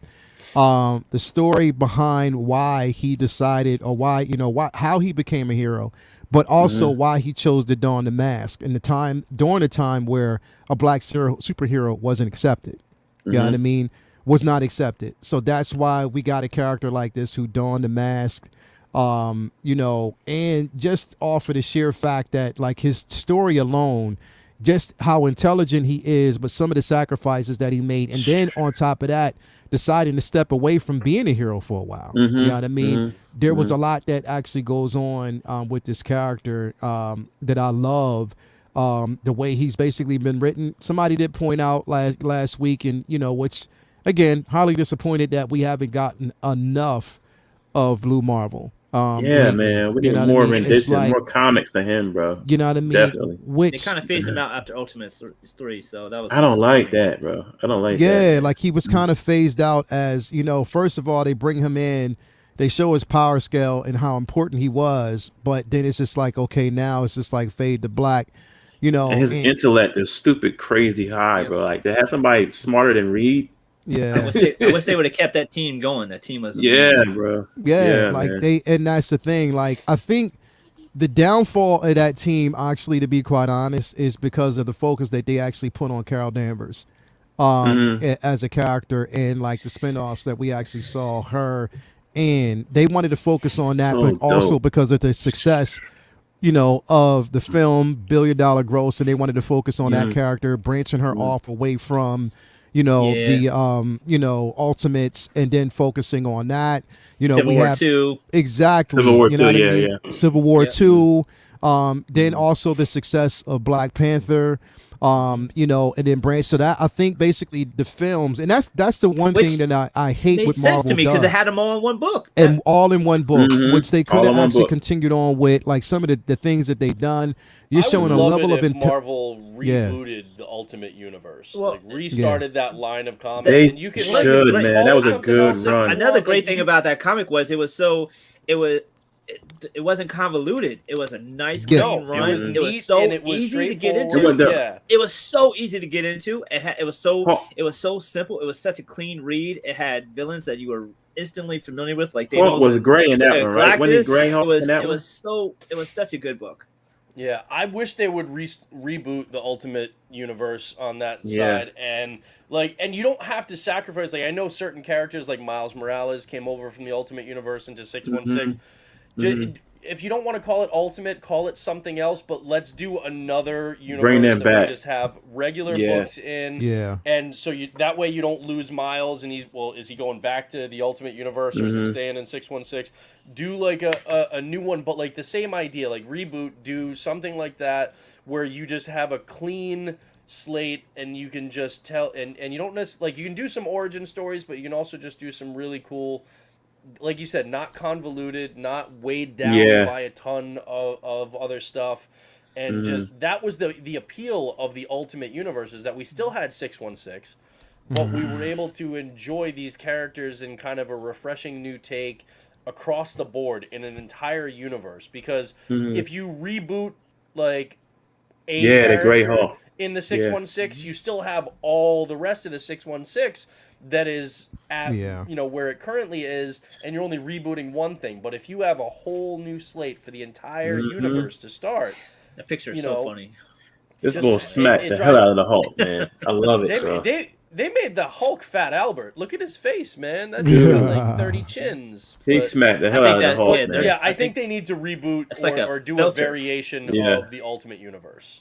Yeah, man. They should. I mean, Adams, his storyline is so, it's an incredible journey with this character, and he was just so like, and just if you think about the level of intelligence alone that this character smart, has. Extremely smart. If you were going to basically, it's like I always said it, like if you want to break up them Ultimates, with his level of intelligence, he should have easily been, on the table next to it with the Illuminati, because that's, he such a great mind, such a great mind. You know what I mean? On top of that, with an incredible power scale. I mean, he would have been a great choice for him, like back in the day, not now. Cool. Dennis Haysbert. Dennis Haysbert, absolutely. Him, President Palmer, baby. Him or Idris. Idris Elba, yeah, I could see him. Another one for me, actually, if when he was younger, because he's much older now, but back in the day, Carl Lumbly. All right, who plays Isaiah Bradley. Man. Perfect. He would have been great. As Blue Marvel. Yeah. And see, Marvel could have did the same thing. How they introduced Black Panther, they could have threw him in there. I thought he was going to show up in WandaVision. That was the whole big rumor that he might show up in WandaVision. I'm hoping that never happened.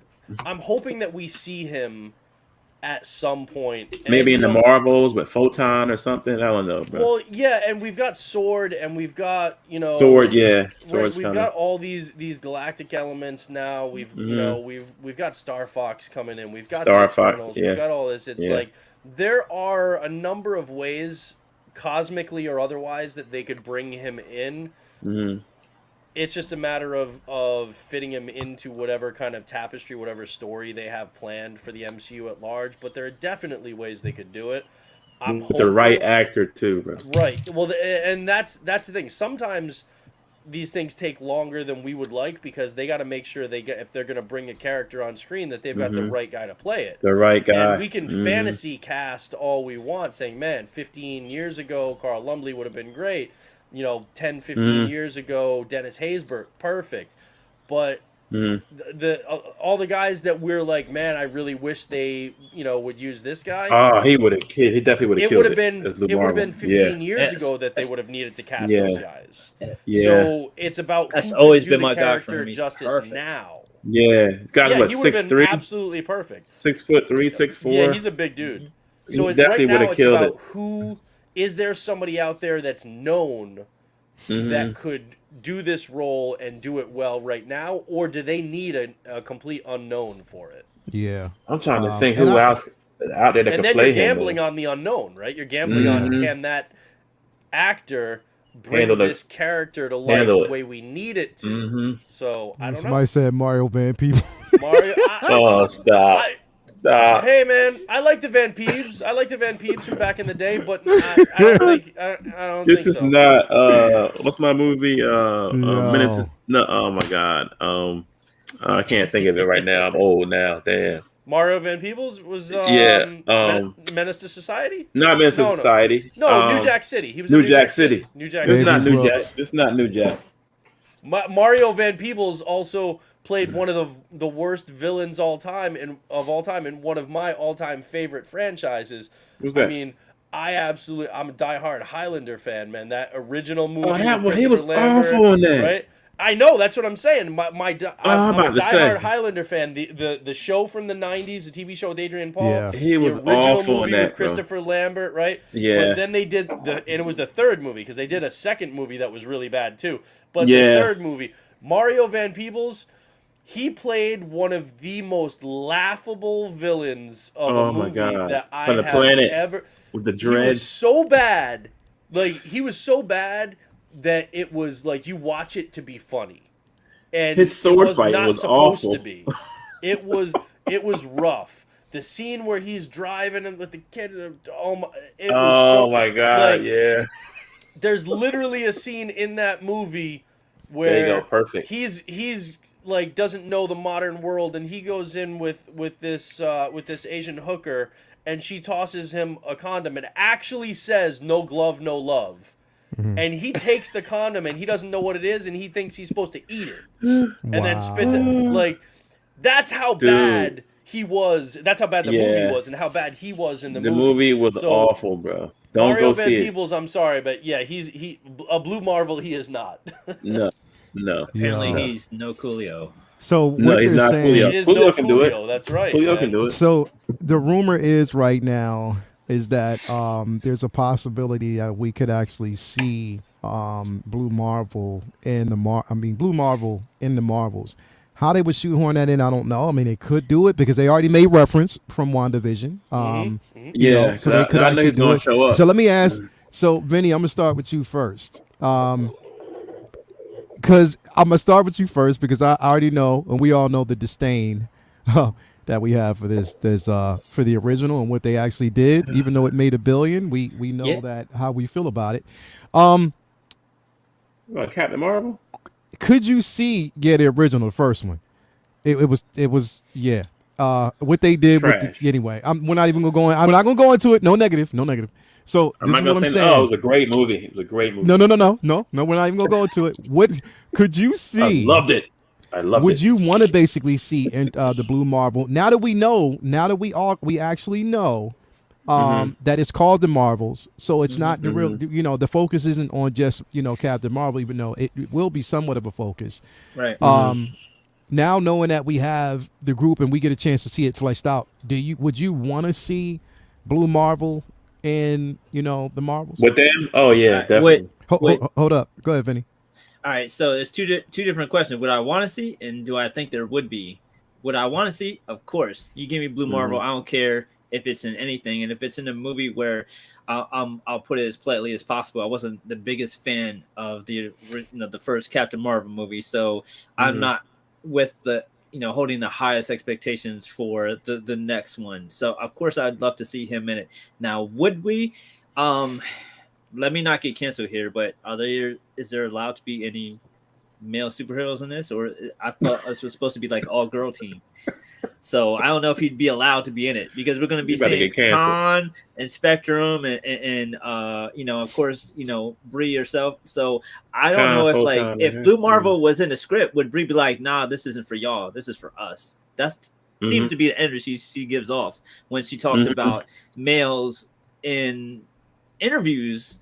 So I don't know if that is something that they are enforcing or reinforcing.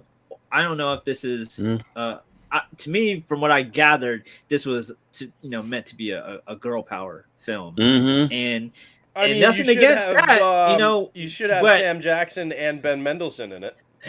I mean, but for 5 minutes, probably a piece. But you know what I mean. But as far as superheroes, so I don't know if I don't know if that is what they're going for in this. No, they're not. So if they are, great. Of course, I'd love to see Blue Marvel and however we're going to get it, but I don't think this is for I don't think that's the demographic they're going after. Nope. I think they're going after an all-girl power film. And I mean, but like, isn't the rest of the MCU all power pretty much though? That wasn't his question though, Brendan. He was asking me, do I think? I get that. I'm just saying, like, I don't know if that's I get it. Fair it's criticism. Not all for us. If there was an all-male team, I wouldn't. You know what I mean? So like, there's plenty of I don't know if they're there's plenty of teams that are crossed off those boxes over the years. If they make an all-girl film, I'm not saying that's inherently a bad thing, but do I think that they would put Blue Marvel on a franchise that seems to be going the route of like girls club only? I don't think so. I just don't think so. That's not to say it's a bad thing. I'm not getting into a whole. I'm not getting into all that with her. No, I think so. What I'm trying to get canceled tonight. I will say this. I mean, because and it's not to get canceled. Like I think my thing is, like I said, I know where I stand on the side of this, and I think it's an opportunity to flesh out a really, really good story. It is called The Marvels, and I think basically, the reference that was made in WandaVision is a perfect segue to bring him into something like that. And I would love to basically see it. I mean, I'm excited to see the film on a totally different level. But the thing is, it's like, look, I don't put too much emphasis on the simple fact that, it's called The Marvels for a reason. It's called Captain Marvel for a reason because it's supposed to be. I mean, if it is basically centered around a female squad or just, it's supposed to be. It was designed that way, and that's how the characters are. Like, we have Captain Marvel. We have Miss Marvel, you know what I mean? Like, so I don't have a problem with that at all. If they want to basically bring him in because he was almost forementioned in the actual WandaVision, I have zero. I think we could see him. We could see Marvel. We could see, there could be a lot of characters. We don't know yet. We could. There could be so many different things that actually introduce. There could be so many different things. There can be so many different things that are basically introduced in elements. I mean, of course, I think we're going to see Sam Jackson again. I'm interested in seeing why, there's a disdain, feud going on between these two.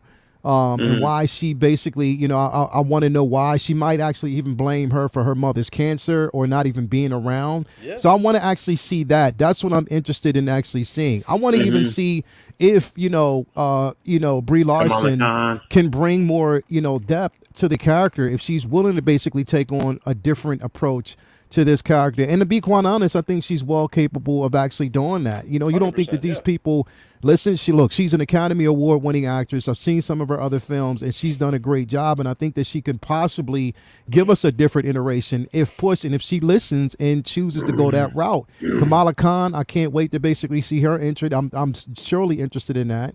And I think it's, like I said, it's called Marvel for a reason. They didn't actually just label it Captain Marvel. They called it Marvel. Is Kamala's show supposed to come out before or after? Before. I think before. It's going to drop before. The Disney Plus comes before. And then it'll tie into the Marvels thing. So for all we know, they might have him on, her show. Kamala Khan. It's entirely possible. To tease it. Yeah. So I wouldn't be surprised if we saw a character like him or Marvel in, lead up to or in this Marvel's movie. But in the Marvel universe, they had Marvel as a woman, so it's not going to be the original Marvel is man. I know that. I'm just saying the way that Marvel set it up, it was a woman. So they're not going to. They're not going to. Well, just keep this in mind. Keep this in mind. The character of Marvel as a they man could because this but that doesn't really matter to me. But keep this in mind.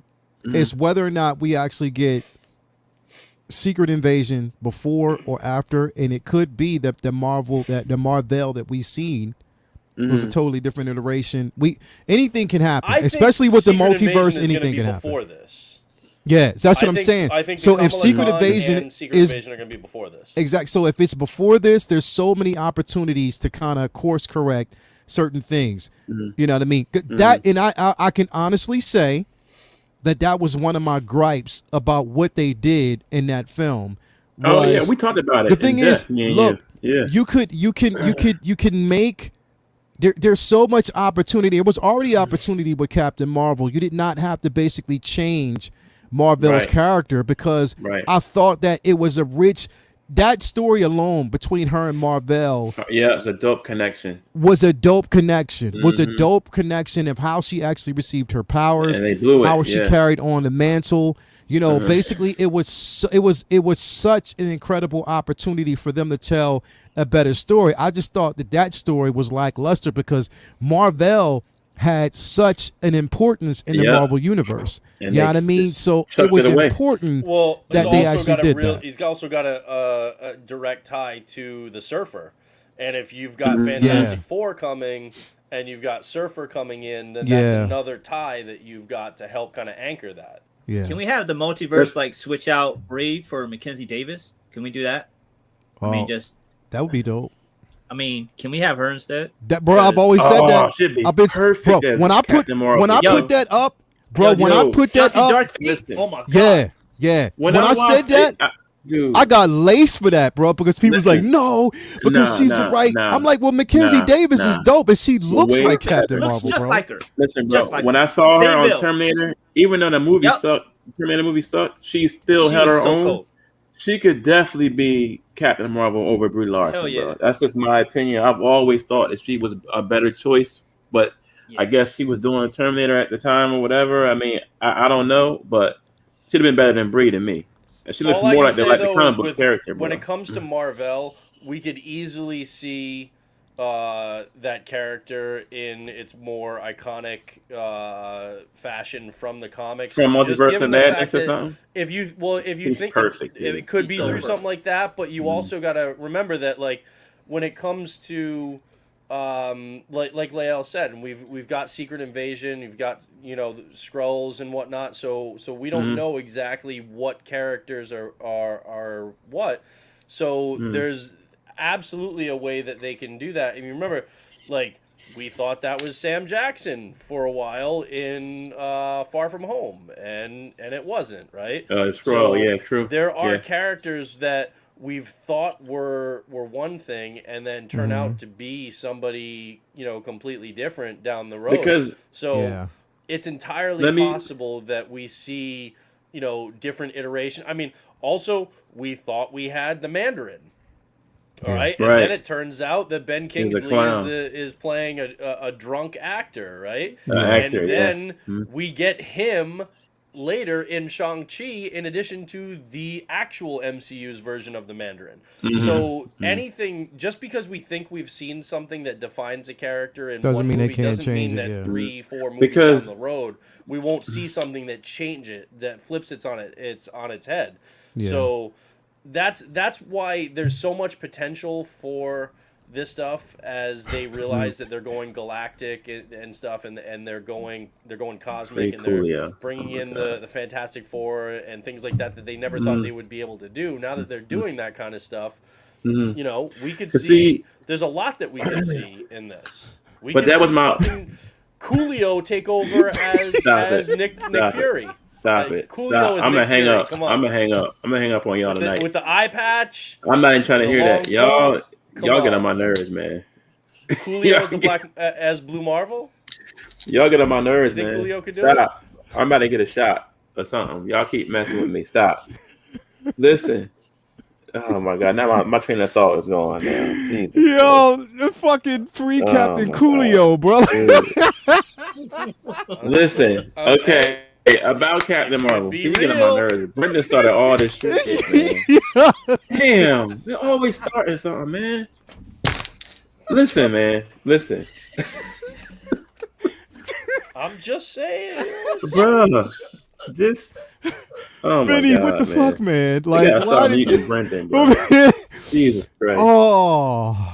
My thing about Captain Marvel, bro, that the reason, one of the reasons why I wanted to see the film, but I wanted to see that, I wanted to see Marvel on screen, bro. You know what I'm saying? And to see it the way it played out, I don't know, bro. Like, we could put Coolio in there as Nick Fury. I had the one braid. Is that Gangsta Paradise? Yeah, he's playing Gangsta Paradise in the background. No, I getting literally. I got to get back on this, bro, because, bro, look at Mackenzie Davis. She's perfect. She's perfect. All right, bro. Hold up. That's Carol Danvers right there. Have you guys seen her in other stuff? Yeah.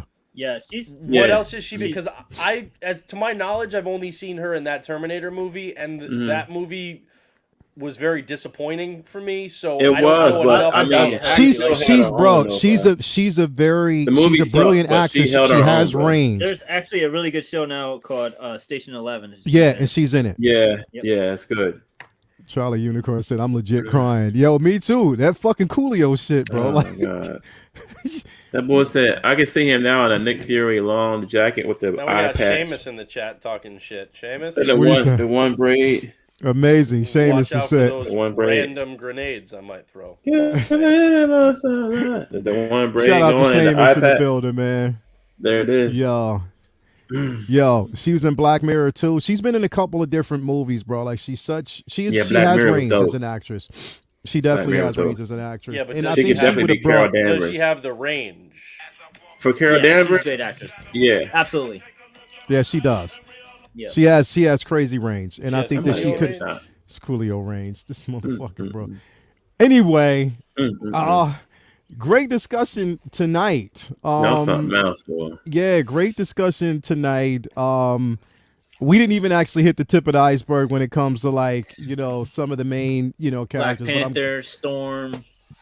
Exactly. Black Panther, Storm. We talked about them last week, though. But that's the cool thing that you get when you watch this stream, though, because like we said on previous ones, like when we were talking about the anti-heroes, we didn't all go with like the I'm sure Punisher, we all Logan, stuff like that. I don't know. We're all over the place.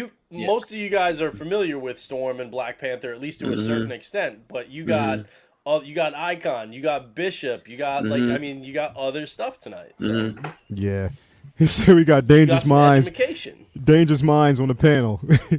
Yo, we got to get Coolio on the show. Come on. If he come on here, bro, I'm gonna fall out the chair, bro. He's watching this. Time. He's gonna watch this. I bet you. Every time his name pop up, he's gonna be like, "Why am I trending? I haven't done shit since Coolio, 1997." Bro. But he gonna come on here, bro. He gonna come on here. Anyway, appreciate everybody out in the chat. Everybody that's on the panel tonight. It's been a great discussion. We will continue this on next week. Like I said, we're going to do this all month, so I can't wait for that. I'm so excited about it. We got a $4.99 super chat by SpongeBob SquareBalls. They could multiverse a new Marvel. Hey, rewind. Say the name the right way. SpongeBob SquareBalls. They could multiverse a new Miss Marvel in Who Gets Her Power Stolen by Rogue. They could give her the traditional comic book. But definitely. Like that's definitely. A good one.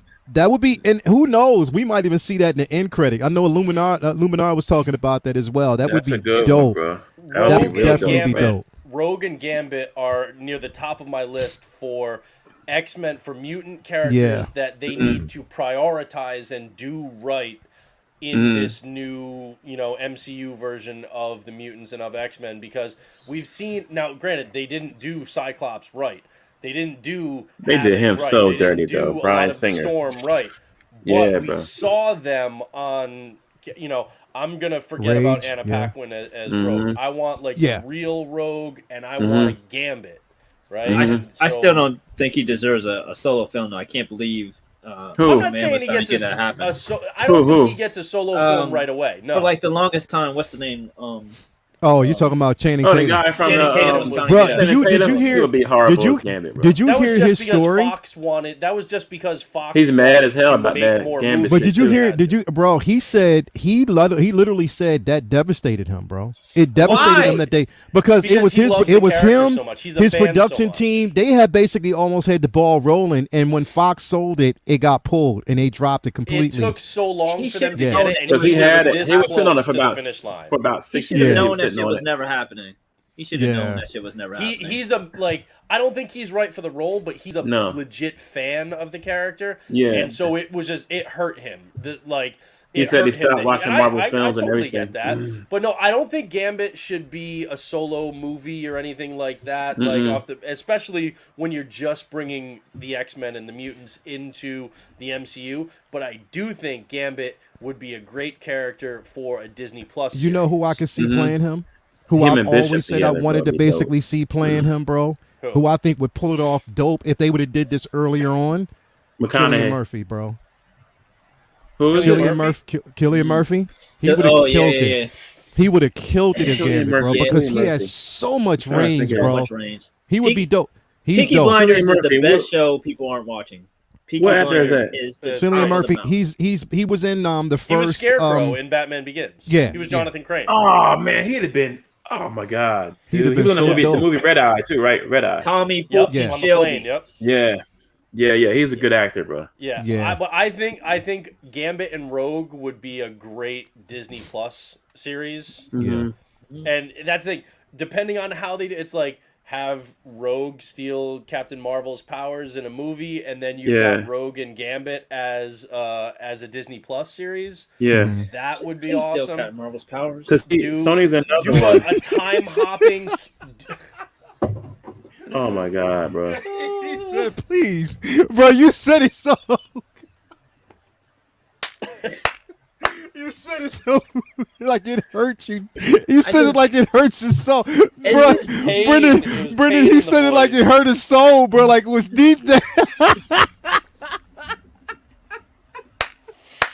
You said it, bro. You said it like it was deep down, like it hurts so bad. I'm in therapy, bro. Oh man, bro. I can't. I need a shot of some. Let it out. Let me get some scotch or something. Mess around with y'all, man. Have a good cry. This is a safe place. This is a safe space. You can cry. You can cry. The VA have therapists for you all day. I just look it up for you. I got you, bro. I got you. I'll go with you, drop you off, sign for you, and come back get you in an hour. Oh man. Yo. Just let the tears out. Let the tears out. It's okay. Let little Jason out. Let little Jason out and give him a hug. Okay? Let little Jason out and just give him a hug. Dude. Oh shit. Bro, you said it was so much pain. It was Listen. That's deep. Oh shit. There's That's always deep. one. Every episode we have, there is always. Last week it was Coolio. Now they. Motherfucker, Coolio hasn't gone anywhere. Coolio he's still around. Very much here. Coolio will shut the whole conversation down, bro. The whole conversation gets shut down. You mentioned Coolio, dog. You said everybody was talking, and all I heard was, "Please let." I asked nicely. Oh. Listen, bro. Wow. We're in pain as comic book fans. We're in pain. I'm hot. I am so hot. My Kevlar on. I got a headache. Y'all something else. Yo, that was so much pain. Like Seamus said, everybody please play. Someone start playing REM. Everybody. Yo, Seamus, that would have been a dope. If somebody can clip the scene when Vinny said that, and then play the somebody edit it and put that song in the background and just loop that.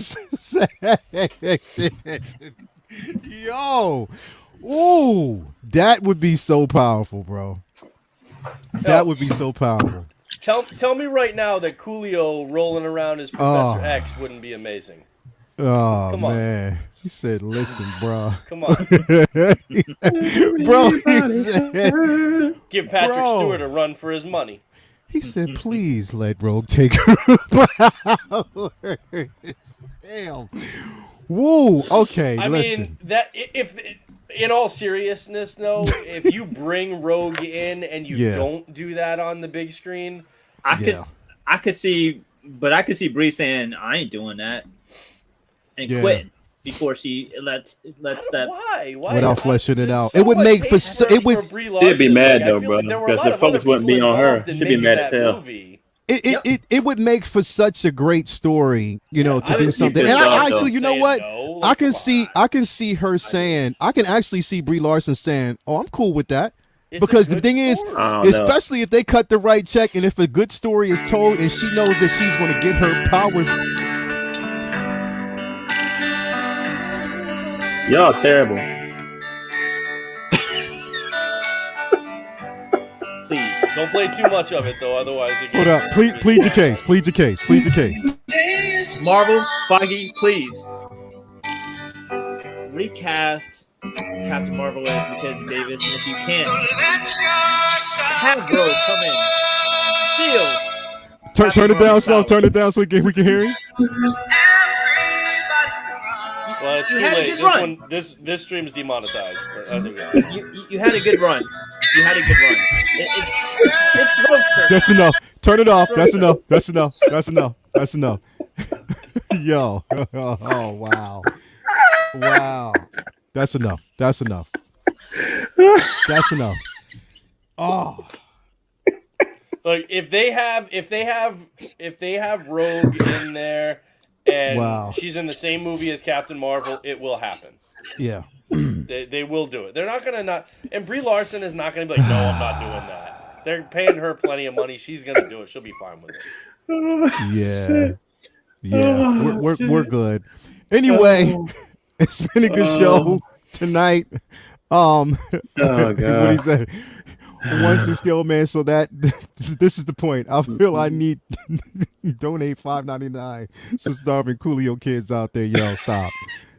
I mean, he might have some. Stop. Coolio might have some kids out there. Stop. No, I got like 12 kids or something. Stop. Yo. Yeah. That he knows of. Lizzie Venus. She said Coolio Vinny is had a gold. wild time in the 90s. Anyway, listen, it's been a great show tonight, man. Thanks everybody for coming through. Everybody out in the chat, everybody on the panel, great participation, man. Real Coolio's Raleigh, the new male Storm. Coolio's the new male. Anyway, Real Raleigh, what you got coming up, bro? That'd be a woke statement. Be woke. Coolio Storm. We're woke now.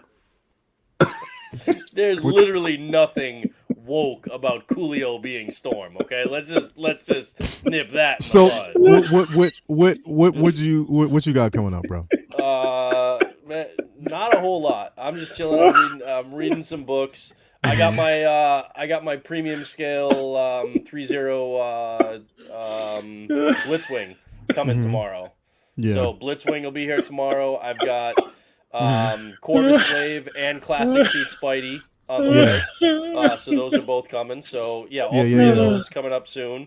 Oh man! And I'm rocking anybody who I highly recommend. It's hard. It can be a little frustrating. Yeah. Check out the game Sifu.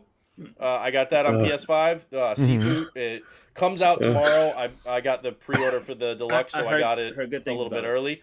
Yeah. I've been playing it today. That's a very good game. It's hard, but it's fun. If you like martial arts, like beat 'em up style, and the art style is like watercolor painting, and it's really cool. Hard again, but what game is this? It's fun. It's called Sifu. Sifu. Sifu. Oh, master in Japanese. Yeah. Okay.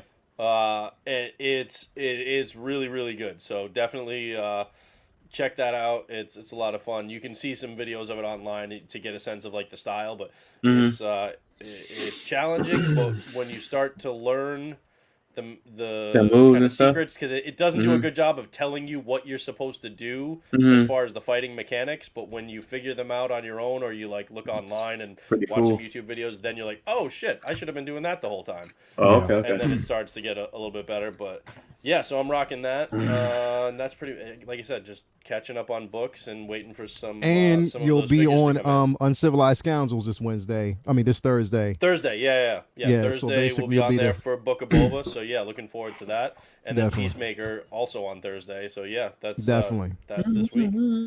So again, guys, if you haven't already, follow Max Effort Collection on Real Raleigh on Instagram as well. So definitely get some great photos. See his collection, browse around a little bit. Might be some butt naked photos that might show up every now and then. So definitely, I keep those on my stories, so they're there, but then they disappear. So you got to be on top of it if you want to see them. Definitely. Vinny, what you got coming up, bro? I am working on.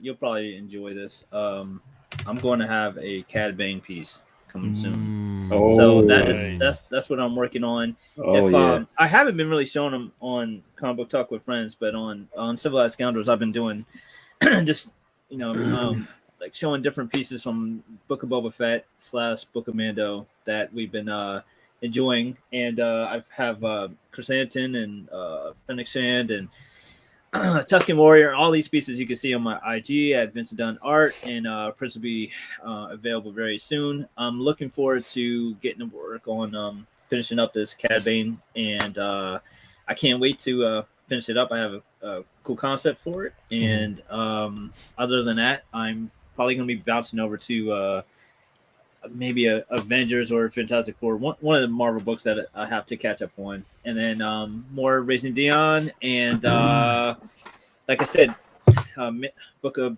Boba Fett on Wednesday, and then you'll see me on Uncivilized Scoundrels on Thursday. Looking forward to that, and that's about it. That's enough, though. Check out Reacher on Amazon Prime. It's on the list. I have so much to catch up on, but I'm hearing very good things about Reacher as well. I've been a fan of it because from the book series, I've been reading them for like over 10 years. Reacher? Now. Yeah, Reacher's good. And this is the first. It's based I watched on the first episode. Book. Yep. And the guy who plays Alan Ritchson, the guy who played Hawk. Hawk. Yeah. It was Titans. Aquaman too. Everybody's doing all this fan casting for him for everybody from But he's Captain really America good in this role. My wife and I, we it dropped Thursday night, and by like Friday afternoon we had finished it. Like we just. You know what bothers me?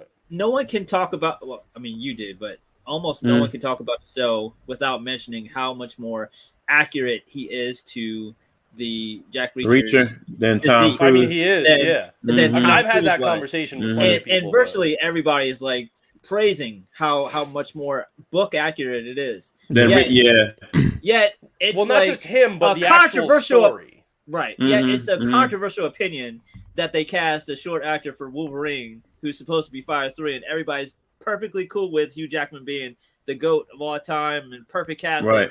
It goes both ways. Let's see a tall, big, giant Jack Reacher, because that's what he was written as in the book. And let's see a 5'3" or close to it. I don't think they're going to find a 5'3" actor, but someone under 6 foot for Wolverine. Foggy, please. But see, with Jack Reacher, Tom Cruise had the intellect of Reacher. He was a smart ass, real smart. He had that down to the T. He had the act, but he didn't have the physicality acting presence, and he had the like that kind of gravitas and stuff. But the thing that he was missing was the physicality. Something that is difficult to replace with the acting. Was the physicality, because it wasn't just that. Like the attitude of Jack Reacher, it wasn't but that his just physical was a good size was integral to the character because. And there's a scene in the show actually where he's walking down the road and like this mother and father, they grab their kids by the hand and they walk to the other side of the road because this motherfucker, he's a giant, like he's a big dude. It's a matter of like. When Tom Cruise would walk into a room in the movie and stuff, people would just go on about their business. It wasn't nobody interacted with him. There was some sense of who this guy is. But Alan Ritchson, he walks into the room. Sides. Literally, the whole room stops and everybody looks at this guy. Like, because I read that book too. So when I seen the Tom Cruise movie, I was like, this is definitely a case where it's not just have somebody who's fighting as believable, because Tom Cruise can pull off that he can fight.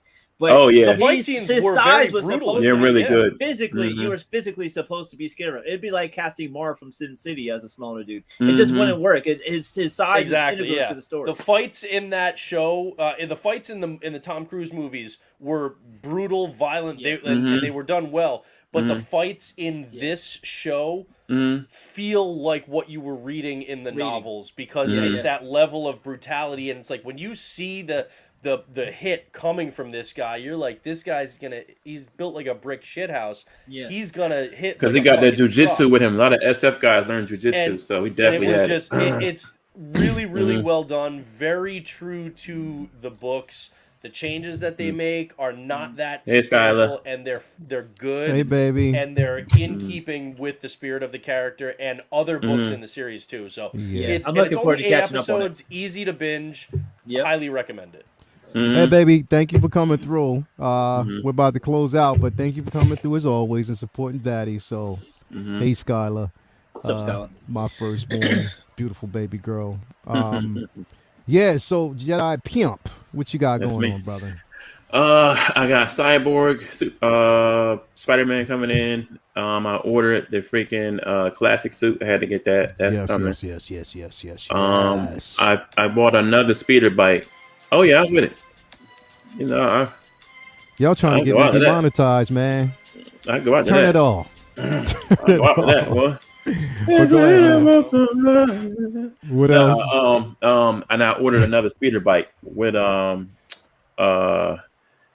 the Scout Trooper with Grogu. Oh, you got I want another one. I got two now. So another one. Yeah. That's I had to get two, bro. I got them basically up there just to kind of recapture the scene and stuff like that. I love it. I actually love them, man. I definitely. Yeah. Terry Smith was live on Facebook earlier today, and he had just gotten the speeder bike and Scout in the got it shipped in, and he's doing. It's made so much better in the sideshow version, bro. So much better. Yeah, bro. Well, I mean, we know that Hot Toys is always going to come better than sideshows on that.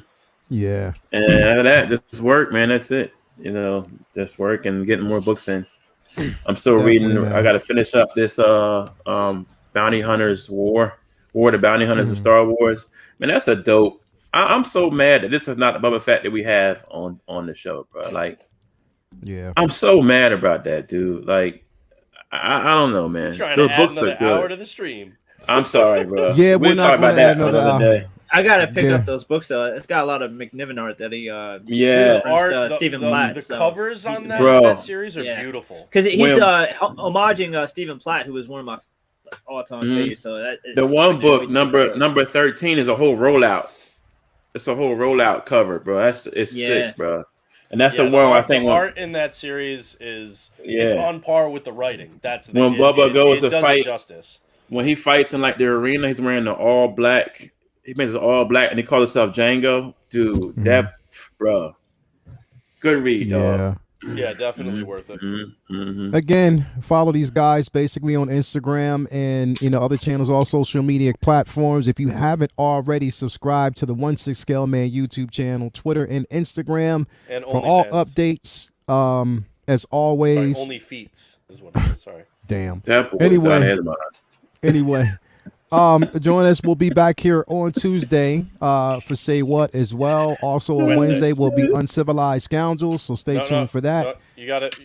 Wednesday and Thursday. You said Tuesday and Wednesday. Oh, I'm sorry. Wednesday and Thursday. I'm sorry. I'm tired. Wednesday and Thursday, definitely. And then also back here for Friday for a short segment called Figure Flex Friday, where we're just going to actually be flexing with some figures. So, Brendan, not Ric Flair? Definitely welcome to join that because you're flexing. Anybody who wants to flex on some figures, basically. I gotta jump on there with y'all, man. Yeah, it's called Figure Flex Friday. So that's basically what we're gonna do. Is so basically me and Local Lou talked about it.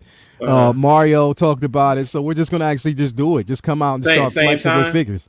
I don't know. I don't think it's gonna be late. I gotta see because, like I said, I don't know because the thing is, I gotta actually do it around times of everybody else who's streaming. I just want to. It's gonna be a quick, just like less than like about an hour. Just in flexing with figures and stuff like that. So this is gonna be a new concept. We just flex on figures. So just stay tuned for Figure Flex Friday. This Friday. This weekend. Me and Brennan going to cement our day where we're going to actually sit down and talk about No Way Home, deep dive into Spider-Man and just basically his legacy and, basically where he's. So it'll be this weekend, Saturday? definitely. This weekend? Yeah. We're going to try to do it on Saturday. So, we're going to actually deep dive in that. On Sunday, again, it's going to be uncivilized. I'm not Uncivilized Council. It's going to be Take Your Position. Where we're going to actually just dive in on, I don't know what we're doing this Sunday yet. It's just something to be predetermined, but it's going to be something we're going to do. We're going to have fun doing some it. Superman soldiers in there, man. We already did that. We did that the week before. That one already? Well, it was part of the Marvel versus DC. Yeah, Marvel versus DC. And also it was before we actually did comic book covers. I used Superman. So, yeah. Oh, you got to go back and look at them, bro. Yeah, you got to go back and watch it, bro. I got to watch so dope. All right, man. And then back here next Monday for another comic book talk with friends again. So don't forget that. So thanks everybody for basically coming as always. We basically love your participation and actually bringing your ears to this channel and making sure that, our content gets recognition. Now I'm going to actually go ahead and recognize the actual chat. Real quick, we have the Russian bot, who I'm not going to pronounce whatever the hell you said. Joe Mama 007, but thank you for wasting our time. We got Dessel Bragg in the building. Charlie the Unicorn is actually here. Loco Lou, my guy. We have Ben Thomas. We have my daughter Skyla's in the building. We have Loco Lou as always. Let's see here. Mark 7 is in the building. The Monotone Assassin. We have the One Punch Man. We have, let's see here, Bloodsport is here as well. Ashley Chase is here. We have Trimble Dust, Renz Talentino, my guy. Thank you for coming through. Single songwriter as always. Seamus, thank you for sliding through, my guy. We have Mark 7, the motherfucking beat. Yeah, no. Robert Smith. We have Lizzie Venus in the building. We have, let's see who else is here. SpongeBob Square Balls is in the building. Fig Fates. We have Robert Smith is here. Yuli's second child is in the building. We have my lady Latoya T was actually here. Let's see who else we got. Who else we got in here? We had Luminar in the building. Thank you. Amber Luminar was in the building. Thank you, Amber, for sliding through as well. Eric Gant. We had who else?